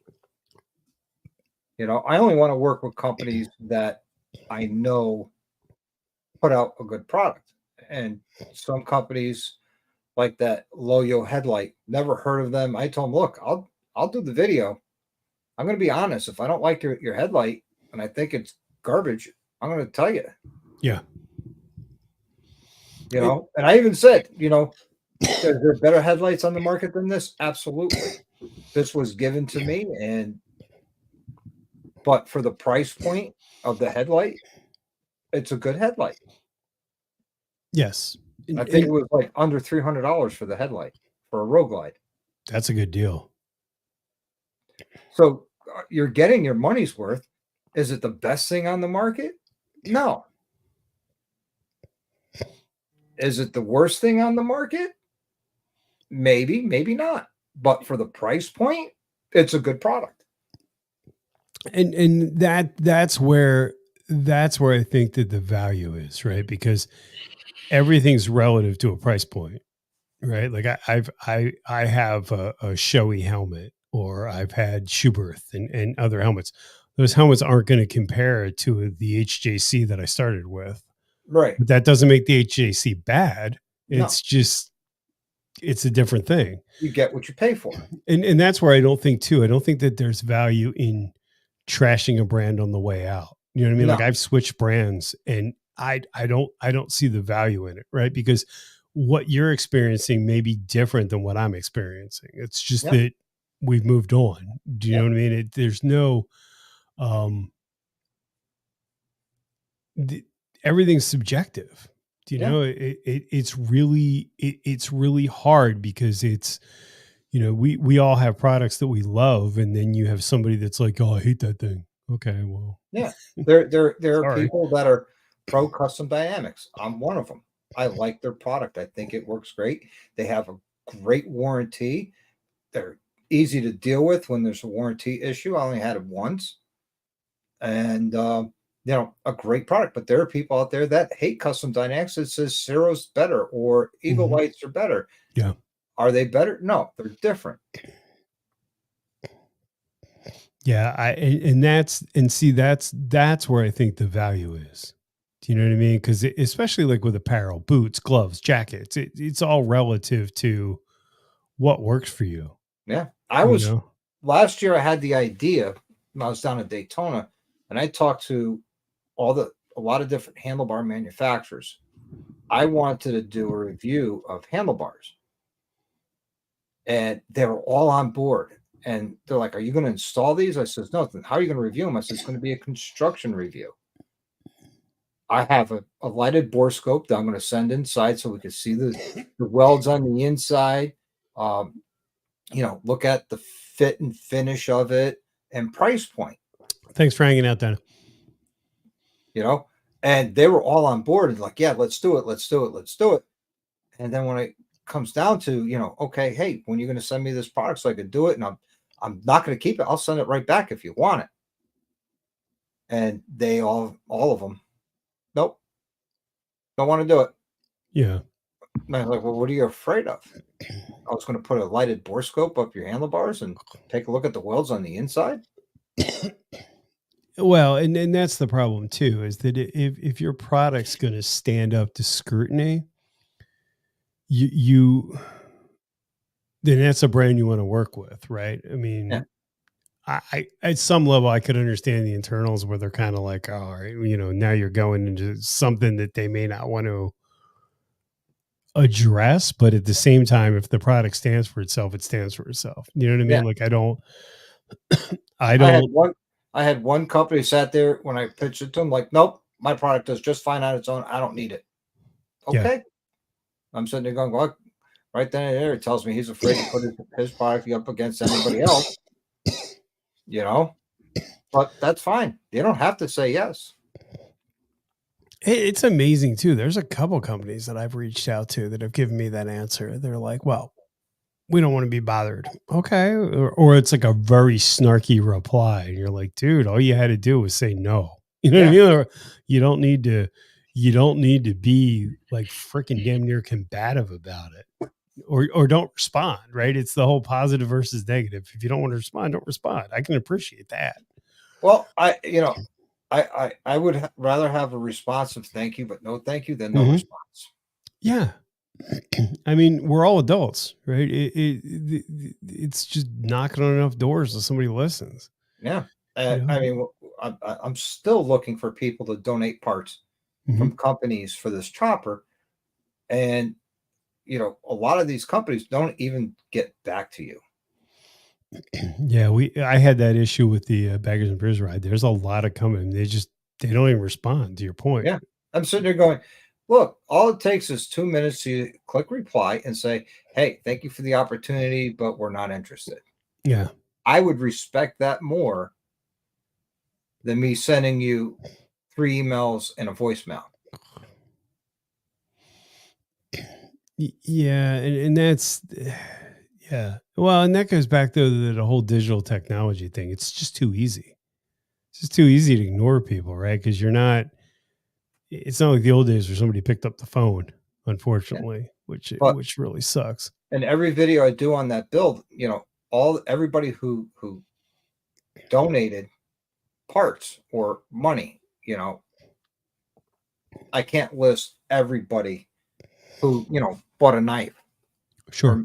or made a donation, but someone who made a huge donation, like the person who bought the motor out of his own pocket to donate it towards this build. I'm going to mention them. Moto Noggin donated the frame. Hmm. Of course, I'm mentioning him and Deadbeat Customs and Lowbrow Customs because they really stepped up. The first two companies I reached out to, like, yeah, right on. Everything that we produce under our manufacturers, under the manufacturers tab, look at ours, and whatever you need from there, let us know. We'll send it. See, we'll circle back. Just give me a second. That right there, Tweedle, is the problem, is that they give you something, they treat you like that, and you're like the fifth person that I've heard with the exact same story. And that's where they fail to recognize that this is a very small world, right? And that you tell a friend, they tell a friend, and now we're sitting on a live talking about it. Yeah, I've heard horror stories about them. Like That's horror the stories. company I was telling you about, where I did the video, and then they wanted shorts, and they even asked me for the raw footage. My response to them is that I'm sorry, you can't have that.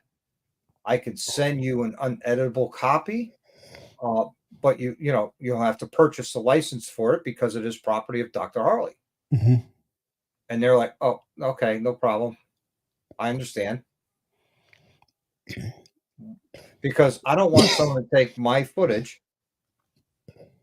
and edit things around where it's not me. You know what I mean? I've had a couple brands that told me explicitly that I had to send them my video for them to approve. And I told them to go kick rocks. You'll see the video the same time everyone else does, because the minute you do that, you're setting a precedent that you can be bought or it can be changed. And that's not, nobody, I don't know. I've never worked with anybody that's wanted to see my work or has seen it before it's been released. Because, if you're working with me, you should know that I'm not going to burn people. Right. And if I do, it's going to be because I'm treated a certain way. Not burn them, but I try and sandwich a review where it's the positive, the negative, the positive. There have been some that are pretty bad, but you still try and be fair. Right. But yeah, you don't. What are you going to do? Send somebody? I don't know. Like Tweedle's talking about, you're going to send somebody a $200 bag and then dictate to them what they're going to do? You can go kick rocks. You know what I mean? Like, it's not. And the reason that you're using influencers,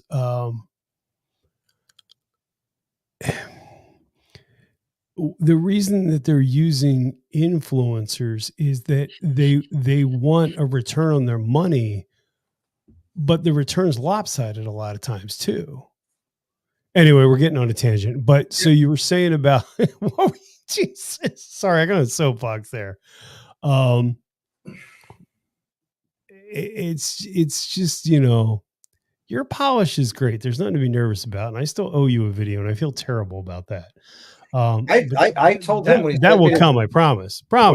When he sent me the throttle tuner, I said to him, "Look, I think it's snake oil, to be honest with you. I'll give it its fair share." And he believed in it so much. So he's like, "Yeah, good, do it." Yeah. And it's not. It works. It works well to the point I'm still enjoying it.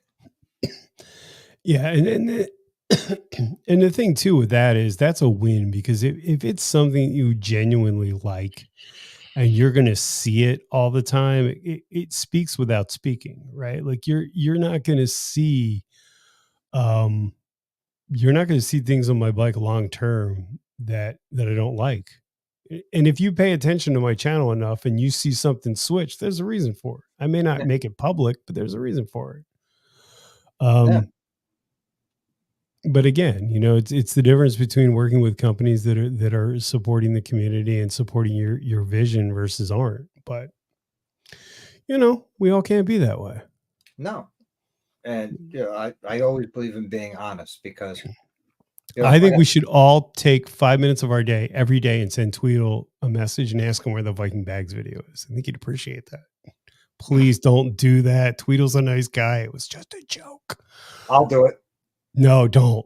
I will. Don't do that. Dude, we're not going to Tweedle. I'm sorry for anything I just said. I'll hit him up on Instagram and his personal cell phone. He's going to block me.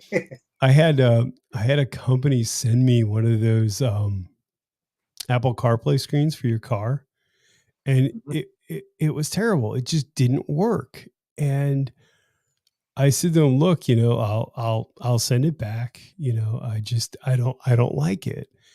And I said to him, look, could you just send me a return, a UPS label? I think that's fair. You know what I mean? Like, I've taken the time out of my day to review this, even though the video was never public. And then they were just nonstop. I'm like, holy cow. Like, it's just crazy. It's just nuts. There you go, Tweedle. Just keep forwarding them. Yep. There's your video. You can just go nuclear on them. Now, there's no win in that, but it would be funny.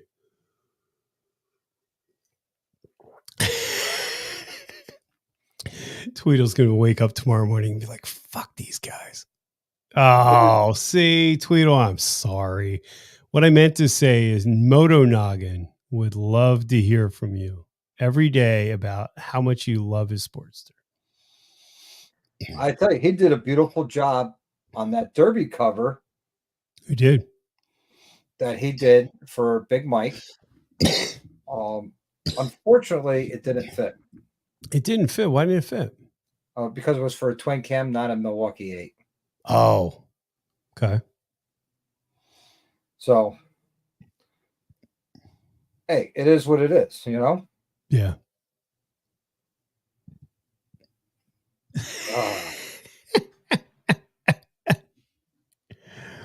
Oh, it's just mean. But no, I think that there's a right way and a wrong way to do things. And Tweedle's brought this up too, and it's a balance, because there's things that you want to play with and you want to do a long-term review, but there's also a value of doing the unboxing and talking about a product without having it forever. But I think that there's always a positivity of doing like your initial thoughts and initial small review, and then doing like a year later, kind of thing, because that I think really holds up to the test. But everybody's different. Yeah. So what do you got coming up? What's man? I'm working on a video right now of the Harley Davidson Rodford Fosgate Stage 2 2-speaker amplified system being installed on a Street Glide. Nice. Yep. And the amplifier goes in the bag, in the left saddlebag. And I don't understand the thinking behind Harley Davidson of putting the amp in the left saddlebag to power the 2 speakers and the fairing. Yeah, that doesn't make sense. That's a lot of wires running back and forth. Yeah, and I was really, really nervous drilling these saddlebags. Yes, I've done that. That's not fun. Because once you drilled it, you can't undrill it. Nope. And I think I did okay.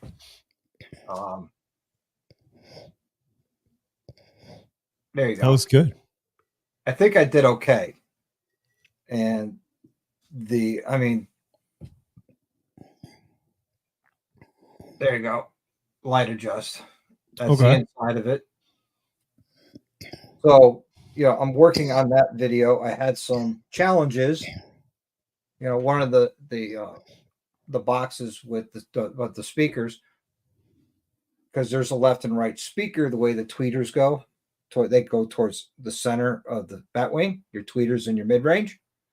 Well, I had 2 left side speakers, so they were all both pointing to the right, which is not correct. And the adapter plate for the speaker grills was missing. Luckily, this person bought all this stuff from, Yankee. And I called the parts department. I talked to the parts manager. He's like, all right, bring it up. Let's take a look and see what you got. Goes in the back, grabs another box of them, pulls them out, because, yeah, you're right. You're missing these. Take these. Yep, you got 2 left-hand speakers. Well, now you got a left and right. You can't blame the dealership for that, because they don't open and inspect every box. No. I've had that. And it happens. Yeah, I've had parts that were missing drill holes and parts that were missing stuff. It just happens. But at the Yeah. same time, it's kind of frustrating. He's talking about the mount that puts it right above the radio. Have you seen them out? Oh, were you talking about the internal amplifier mount? Yes. Okay. Yes. I've done plenty of those with Jam Audio and everything like that. And those are great. And I try to tell them that's the speaker system you want to get. One, it's a lot less money. Two, it's a lot easier on the install. So you're going to save money on labor. Mm-hmm. And I quoted him the labor for that install. And he shows up with this. I'm like, more labor to put this in. Yeah.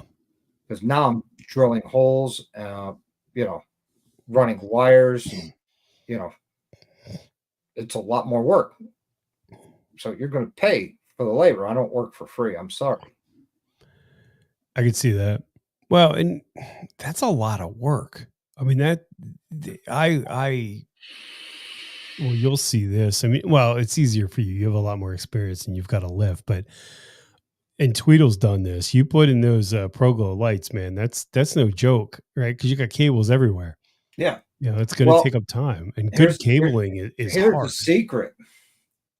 On the left side of your bike, underneath that side cover, you got your the fuse tray with all your fuses and your data port, right? 2 half-inch bolts or a T40. Loosen that up, pull it aside, and there's a lot of room in there, the width of the frame between the battery and the back of that plastic panel, that you could put all of those splitters inside of there. And that's what I plan on doing with mine when I do mine, is I'm going to put all the splitters behind there that I can, so they're not sitting on top of the battery tray looking like a bird's nest and everything like that. Yeah, and that's how mine looks. That's the one thing I need to do this year is clean up the wiring, because it's gotten to be a nightmare. Yeah. If you have to change your battery, you're unplugging everything and you're like, now I got to figure out how this goes back together. Yeah, it's exactly what it is. And it's and there's a lot of room in front of your battery, above and on the side of your coil, to put things like the program controller, your if you have enough wiring to do it, put the custom dynamics flash module. I swear by that thing. Absolutely love that, the strobe system. Yeah, I have them on both bikes. Yeah, they're fantastic. They it's amazing how fast people get off your back with those lights on. Yeah. Can't say enough about that from a safety standpoint. There's another thing that I want to do a video on. I just haven't gotten around to it. It's on my giant list of things I need to do this week, or this year, this month, next decade, something like that. I'm sorry. So I'm interrupting. So you got that coming. You're going to put those on. What else are you going to be doing?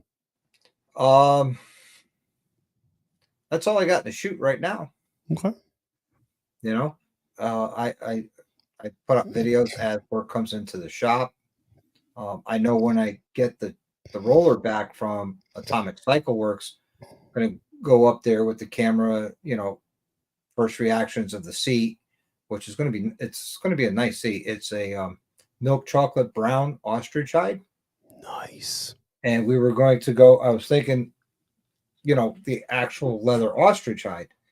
And Mark told me, the owner of Atomic, says, hey, that'd be great. But the problem with that is it's porous.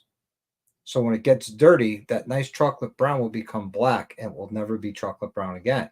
If you go with the imitation, it will always stay chocolate brown. If it gets dirty, you clean it and it stays that nice chocolate brown.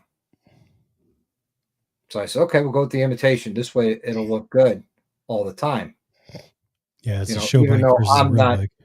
building the bike for me, but I'm building it the way I would want to build it, because I don't want to spend time on a seat, with conditioning and cleaning it on a weekly basis. Yeah, I can understand that. So whoever ends up with this bike, it's going to be a looker. Yeah. I have to do things to it because I have to get it registered before I give it to Homes for the Brave because it needs a VIN. Okay. And so I have to do things to it to get it past the Connecticut inspection because it's a composite belt. Like put turn signals on it. It's got to have a fully functional horn. You know, left and right mirrors, not just one. Mm-hmm. And I'm going to go with the ugly incandescent 2-inch round, 90 style turn signals. Okay. They're all it's DOT approved. I don't have to worry about anything. It's just, incandescent bulbs. Okay. I can't use the yellow headlights original that I want to put on them because the DOT will not approve that. So I have to put a clear lens headlight on it that's DOT approved, which I have a headlight bucket that's not very good looking that I'm going to put on. So the high beam, low beam works and all set. Nice. Yeah, I think you're gonna have something that's really unique for sure. And I think it's great too that it's going to a charity. Because there's unfortunately there's a lot of those builds that get started that never finish, which sucks. And people, I mean, it's never with bad intent. It's just not, it is what it is. See if my camera doesn't overheat this time. I know what I did. I got it. I have it in the wrong frame. It's trying to push 4K. It's not going to be able to push 4K. It's going to heat up too fast. Not on YouTube. Well, plus two, this is only 720, so it's just overkill. Yeah. But I got to fix that out before I do my interviews. Well, there's something to do. Yeah. There you go. It's not one thing, it's another. Yeah. But before we went live tonight, I had camera issues. Yeah. I had the camera and I lost it. Yeah. It happens all the time. StreamYard's a mess anyway some days. But that's the first time I ever had an issue. Knock on wood, I feel lucky, Yeah. No, Corey, it's not 1080. StreamYard, if you're using the free version, which I am currently, it's only 720p, and the R6 is pushing out full frame at 4K. So I don't really want to stop and adjust it, but I have to play with it. But it's just a technology challenge. It's not 30 frames per second type deal. Yeah, I mean the 4K is just the 4K is just makes it overheat too quick. It's great for shooting outside or shooting quick clips, but when you start running a half hour plus, it heats up pretty quick. Yeah, right. So you're doing the charity giveaway. When is that going to be? When are you projecting to drop that? I'm projecting the bike's going to be finished and registered and going through all that, paying with DMV. It's not going to be in and out one day. It's probably going to have to go up maybe 3 or 4 times for inspection because depending on the inspector that day. You might have a guy who loves motorcycles and digs choppers, and he'll sign off on it and say, "Have fun." Or you'll have that one guy that hates motorcycles and sit there and nitpick everything. Nitpick it apart, yeah. So I'm expecting the worst with DMV getting this thing registered. And if that happens, it happens. So I'm hoping by end of January, I'll start, sending Homes for the Brave all the information with photos, so and the VIN, the value. This way, they could start getting the permits to sell the raffle tickets. And then they could start selling the raffle tickets, and I could take it to a couple bike shows, a couple bike nights, advertising, win this bike, $100 a ticket. Mm-hmm. All proceeds benefit Homes for the Brave type thing. And, when they're ready, I will deliver the bike to them. And, I know they do a summer bash that's when they want to pull the winning ticket. So hopefully they sell 300 tickets, so they'll make 30 grand. That'd be sweet. That would be. That'd be you know? awesome. That's a big number too. Yeah. That's really cool. But you look at it, with all of our platforms, social media and everything, that the far reaches that we have, you know, $100 a ticket is one chance to win a bike. Mhm. That could be valued anywhere between 40 and 60,000, depending on who evaluates it. Mhm. I think the most expensive part that is going on it is the paint, which is the metallic Bugatti blue. Oh, it's gonna be gorgeous. The frame, the oil tank, uh, parts of the motor will be powder coated to match, fenders, all that. It's going to be something. I believe it is. That's awesome. It's nice that too that they're going to be promoting it for you too. Yeah. Because V Riders goes, I got $100. there you go. V Rider's in. He can get a So pre-ticket. So, I know some people sit there and says, I'll buy 10 tickets. Chance to win that bike, absolutely, it's worth $1,000 investment. Yeah. It's a gamble. And that's why they have to pull the permits, because it's gambling in the state of Connecticut. And then being a non-for-profit veteran organization, they'll have no problems getting the permits to do it. Where if I did it, that would be problematic. That's fair. Plus, too, it's good too because if you turn it over to them, it's not in a negative sense. You're not attached to it, right? That's somebody else dealing with it. Mm-hmm. You've done the work. Let them Yeah. deal with And it. I've already told my family, like my wife and my mom, and I says, we cannot buy tickets. Yeah. I says, even though we're not part of the raffle, but how would that look if I won the bike or my wife won the bike? Yeah. Speaking of which, Beggars and Brews is doing their pull for their Sturgis stay tomorrow Yes. night, and you can still buy tickets. Yeah, talk about a bummer. I wanted to win that, but I'm on the committee, so yeah. To your point, the optics would not be too good if I won. Right.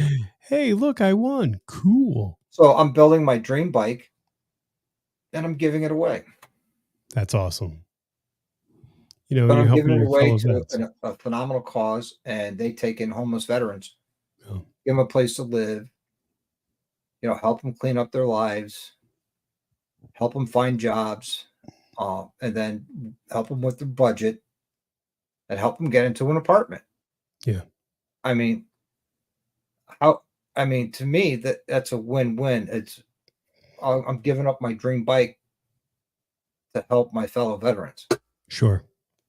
I mean, Because you get the how can experience I on both ends, right? You get to make your dream bike, but then you get to give it to people and further, further the cause. yeah, and I get to ride it for a little while. There's nothing wrong with that. That's a good thing. Yeah, Mike's eating dinner. It's 10 o'clock, Mike. I know it's not 10 o'clock. well, not for him. It's I 7 know. o'clock. That's why I'm being funny. He's that West Coast. Dude's got a hydrogen car. I don't even know what the hell they do out there. He's all California. it's California. Did you follow that a year or two ago, where California passed that law by the year 2035? No new gasoline cars will be sold in the state of California. They're doing that in Jersey. They have the same exact timeline. Right. But in pure California form and thinking, a week later they says, please don't charge your electric cars. The grid can't handle it. Mm-hmm. We have a condo complex down the road, and they put in 3 EV chargers for cars. I mean, that's a good perk, right? You live in an apartment complex, you can't run the cable outside your house or condo, whatever it is. So you can charge a car. You drive by there, it's a bunch of work trucks parked in the spots. I'm like, Yeah. see, this is the problem. You can't. The concept is cool. On campus, behind the new arena that they built, there's EV car charging spots, right? Park the EVs, plug, Mhm. swipe your card, pay the charge, and all that. Well, they parked the mobile food truck in front of it.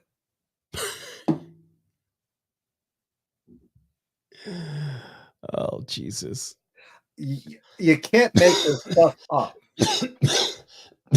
It's funny because we were looking at buying an EV car, and because we thought it was cool. There's no other reason for it. I'm a tech guy. Right. But when you start looking at charging stations, unless you're buying a Tesla, we just don't have it in the infrastructure here. Although, in all fairness, if I bought a car that was getting 300-400, what is it? Let's say it's 250 for a commuter car, I could ride all week. Right. Well, Easy. See, I looked at, EV car. That'd be cool because, my Mercedes takes premium. Mm-hmm. And I get 330 miles out of a tank of gas, which isn't bad. I mean, it's only, 14-gallon tank. So I'm getting pretty good fuel efficiency, about, 27 to 30 miles per gallon. Now, if I step on it and play, then, it drops down significantly to like 20 miles a gallon. Okay. But, I like dropping a hat. I like to go on a road trip. Right before New Year's, my wife and I, we took off to West Virginia. You can't do that in an EV. Yes. And the other thing too, Katie wanted the Mustang E when it came out. We test drove one. Phenomenal vehicle. They're selling in Jersey. I think the extended range is $60,000, 2 or 3 years old at Car Shop, which is like CarMax. It's a large thing. Right. They're going for 30 grand. And like, you took half the depreciation in 3 years. That's not a good sign. Well, not just that. Half that battery life is already dead. Yeah. And to replace that battery, it's half the price of a new one. You're like 30 grand for a battery right now. Yeah. It's like anything. The technology is cool, but Corey, stop with your not at some Mustang. Just stop. That thing will outrun most Mustangs. It's impressive technology, but I get it, Corey. You're a purist. It's tough. I mean, the technology is cool. It's just not. It's like the EV bikes. The EV bikes are fantastic, but unless it's a commuter bike, do you really want a live wire? Probably not. But they're cool. It's like anything. I rode a live wire. It was fun. Oh, they're a blast. But here's the thing. I jumped on this live wire. It was 3/4 charge. 75 miles remaining. So you're going to get 100 miles out of a charge. Mm-hmm. I don't know about you. 100 miles, that's half the morning for me. Well, that's like 3 months of Dunkin' Donuts runs. Yeah. Well, again, though, I think it's in the context of what you're buying it for. Do you know what I mean? If I bought a Street Bob, I wouldn't be riding it all over the place. I mean, I wouldn't be doing like, big rides in it. Not saying I wouldn't enjoy it, but, I don't know. It's all relative. Yeah. I mean, I wouldn't buy an EV bike just to say I have an EV bike to ride it back and forth to work. I just can't do it. No. And especially with a motorcycle, you could buy a scooter or something that gets ridiculous mileage and it's going to be the same savings. Yeah. Buy a TW200 or something that gets like 900 miles at a gallon. Yeah. They're pretty cool. I just can't see it. And I think that's where Livewire is falling short. Mm-hmm. A lot of people are not seeing it, the value of an EV motorcycle. Also, what killed it was that video in Daytona. The first year the EVs came out, they brought one in for service. The guy took it for a road test and it caught fire right there during Daytona Bike Week, pulling out of Destination Daytona. That's not the kind of marketing you want. No. Imagine. Right there in the middle of Bike Week too. Oh! He's gonna buy a pink Vespa, huh? We put a throttle tuner on it. It'll be fast. Don't worry about it. That's it. Fast 9, go. Doc can build you a highly modified pink Vespa. What would be your last ride if you could take it? Oof. That would be the Route 66 ride for me. Yeah. Man, that's a tough question. You have to see most of the country and the change of scenery and elevation and the geographics and demographics that the changes you would see. I mean, I've talked to people who've been on that trip, and they said, yeah, some towns when you go through do not veer off of Route 66. You go one block in, and people are going to be there with shotguns asking you, why are you here? Yeah. It's definitely rural America. I don't know. I think if I was my dream ride, I think I would rather go down south and then go west. Go out, Arizona and all the. Well, 66 brings you through Arizona. Yeah, I'm thinking more though of not like a planned. Not just one road. Do you know what I mean? And not that there's anything wrong with 6. I mean, Route 66 would be an awesome ride. Yeah. And the trip home is I want to stop and see some places, and I'm going to try and time it where when I'm coming through like Eureka Springs, it's one of the rallies they have there, How cool would that be? Yeah. I just rolled in from Connecticut via Chicago to Santa Monica to here. I would like to, of the places I've ridden, I would like to spend more time in New York State. New York State's a beautiful area to ride. I got to go up and hang out with Noggin and Blue. Well, Blue's not there anymore, but it's the 100th anniversary of Route 66. Really interesting. Yeah. So when you go hang out with Noggin, let me know. I'll come up meet you. Yeah. The Lincoln Highway. I've heard that's a really good ride. I also want to do the Pacific Coast Highway. Yes, that would be cool too. That would be really cool.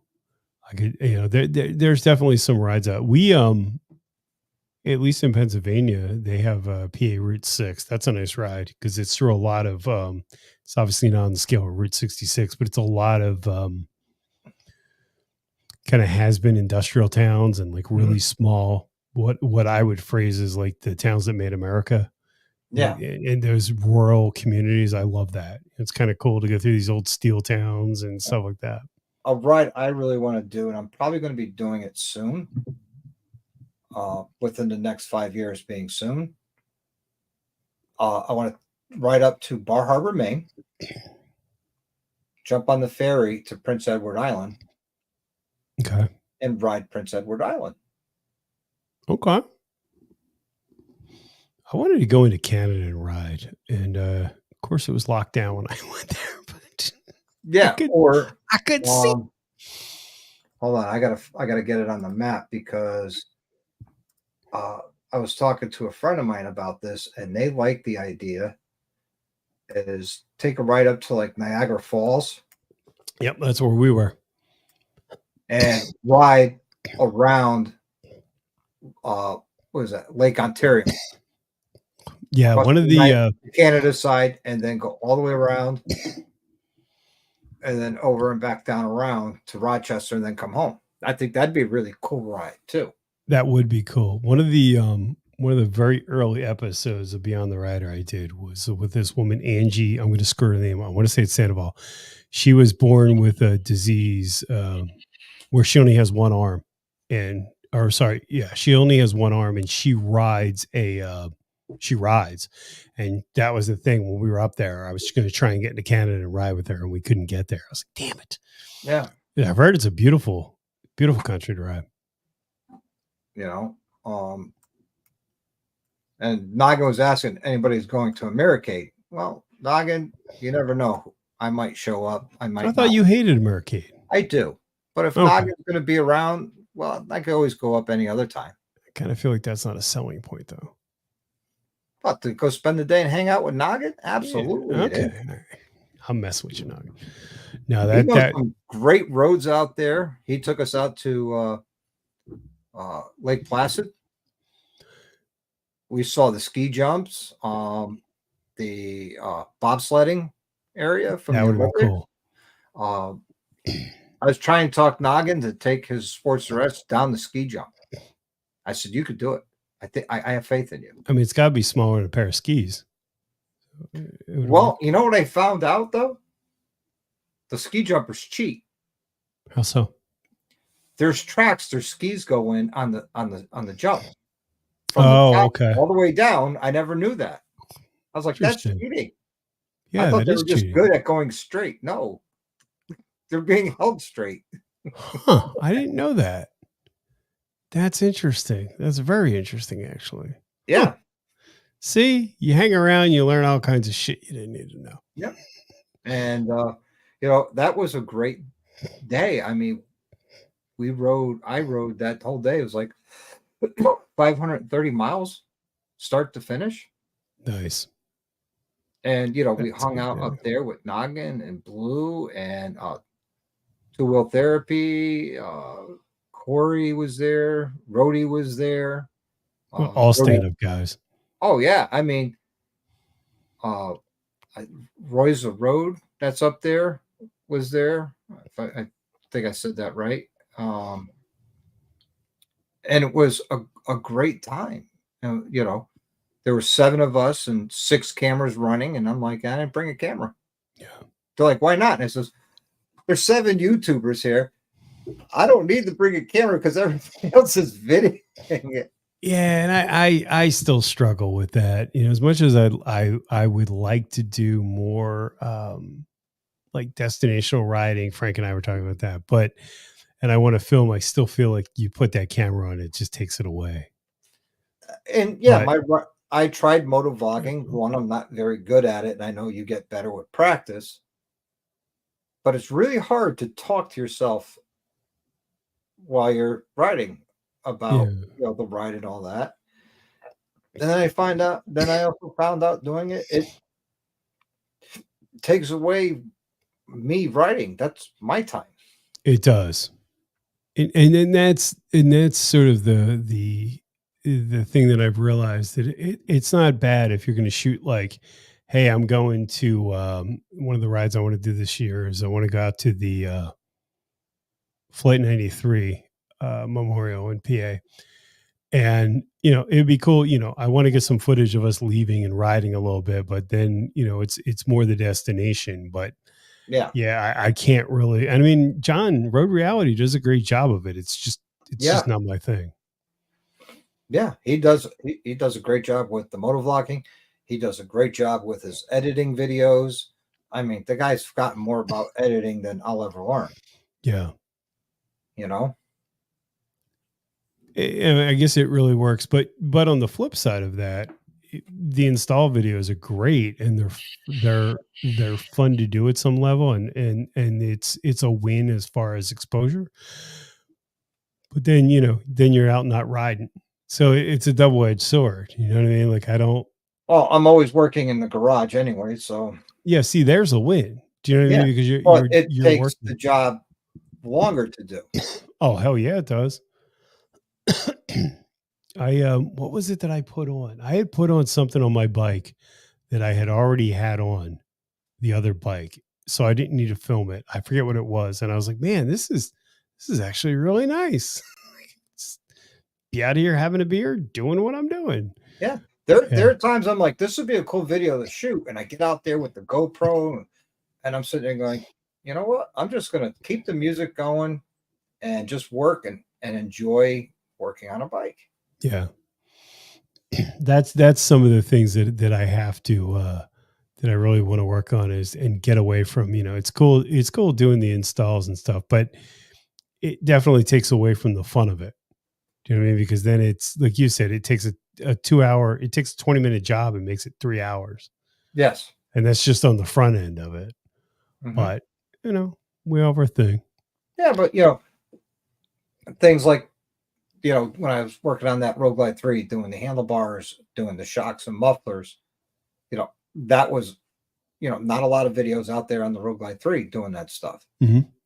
Doing this audio. There's not a lot of videos out there doing that audio. So, it's, to me, it's important.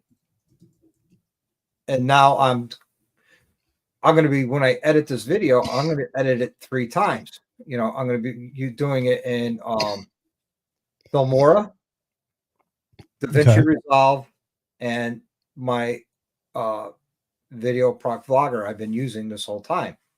And, just trying to find out of those 3 different video editors, which one I like better and which one does a better job. And, and I got the free versions for all of them. And I understand, yes, if the paid version, there's a lot more available for options and things like that. But, and I'll be honest with you, I've been watching YouTube videos on those other 2 products on how to do it, because, to edit the video not once, not twice, but 3 times. Yeah, see, DDK goes, oh, hell no. But I want to try and make my videos better. And they do that. Well, one is, okay, hire somebody who could tell a story, like Monkey, or, use a different package to build your product. And see, that's where I struggle, because I'm so locked into using Premiere Pro, because that's all I've really ever used. I've played with Final Cut, which is the steroid version of iMovie. And I'm just like, I don't know, is there value in this? It's just one more thing to learn. See, we're for where I am, I have a full licensed copy of Premiere Pro, because I'm entitled to it, because I work at the university and what I do. And I'll be honest with you, it's way too cumbersome, way too confusing. Yeah. It's like using that picture editor, escapes me right now, Photoshop. Mm-hmm. To use Photoshop, you need to get a master's degree in Adobe. Yeah. And it becomes a struggle too, is where's the return? Yeah. Do you know what I mean? Like, you can edit the shit out of something, but if there's no return in it, then you just have to love doing it. Yeah. So, I'm going to first do it in what I'm used to doing and have that package ready to go.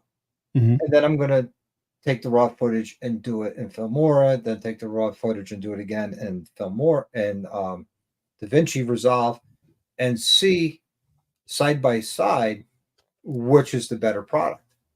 The end product, which one came out better. Mm-hmm. And they all do different things. Yeah. That's why I kind of want to try Final Cut. It's so different than what I'm used to. It's kind of like switching camera systems. It's sometimes relearning it becomes difficult because you're just like, I don't know. I just know where it's at. Yeah, it's like getting, if I changed up from GoPro to the DJI or to something like you have, that's a huge learning curve. Yeah. I mean, I've been doing photography basically my whole life, and talk about photography. Riding on Threes, Tennessee, took some amazing photos of my bike down in Daytona. I'll have to look it up. Let me bring it up, and I'll share the screen if you care. No, go ahead, please. I mean, it's your show. Yeah, I want to wrap this up in probably like 10 minutes. I got an early day tomorrow. Yeah, understandable. Let me see. Let me get to his pictures. That being said, I'm really glad we've had a chance to actually hang out. This has been good.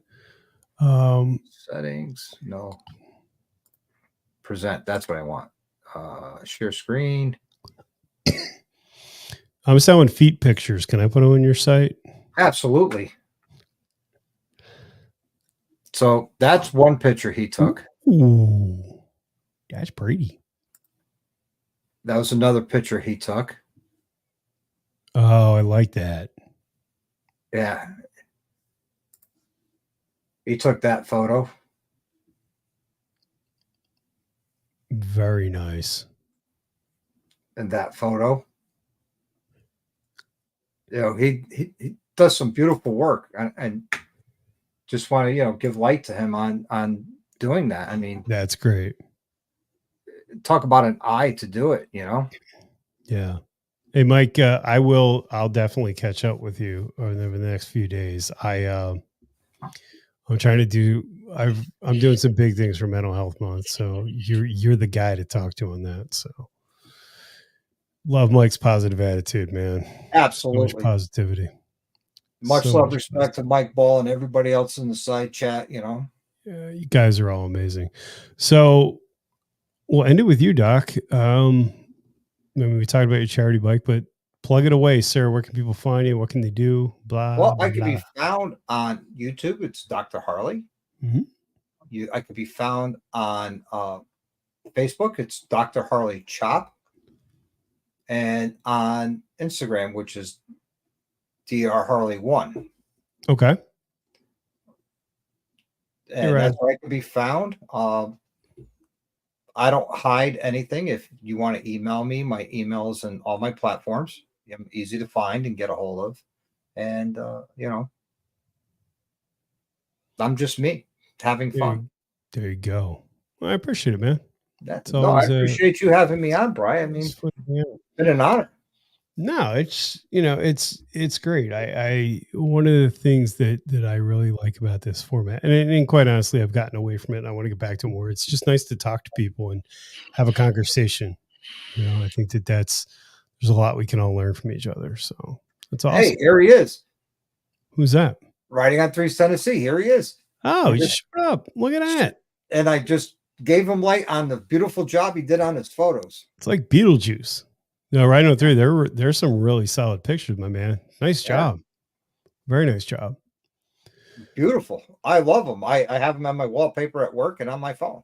That's awesome. That is really cool. And he only charged me $999 per photo. Oh, I mean, it's a fair price. Yeah. I mean, he's a working professional. You got to do it. Yeah. Well, you know. Awesome. So you're on next Wednesday, right? Every Wednesday at 8 p.m. 8 o'clock. And I drop a new video every Sunday evening at 7:15 p.m. Eastern Standard Time. Thanks. Okay. That's an S. You got a big guest next Wednesday.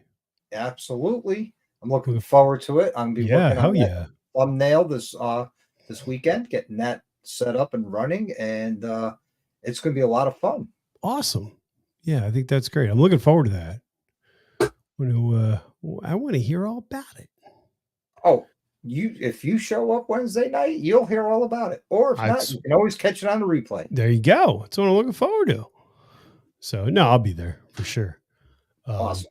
But awesome. Yeah, guys. So thank you so much for hanging out. And like we kind of, or I guess we both did, get on the soapbox, you know, try to support each other. Let's not, in the words of Big Smitty's, let's try not to be assholes to each other.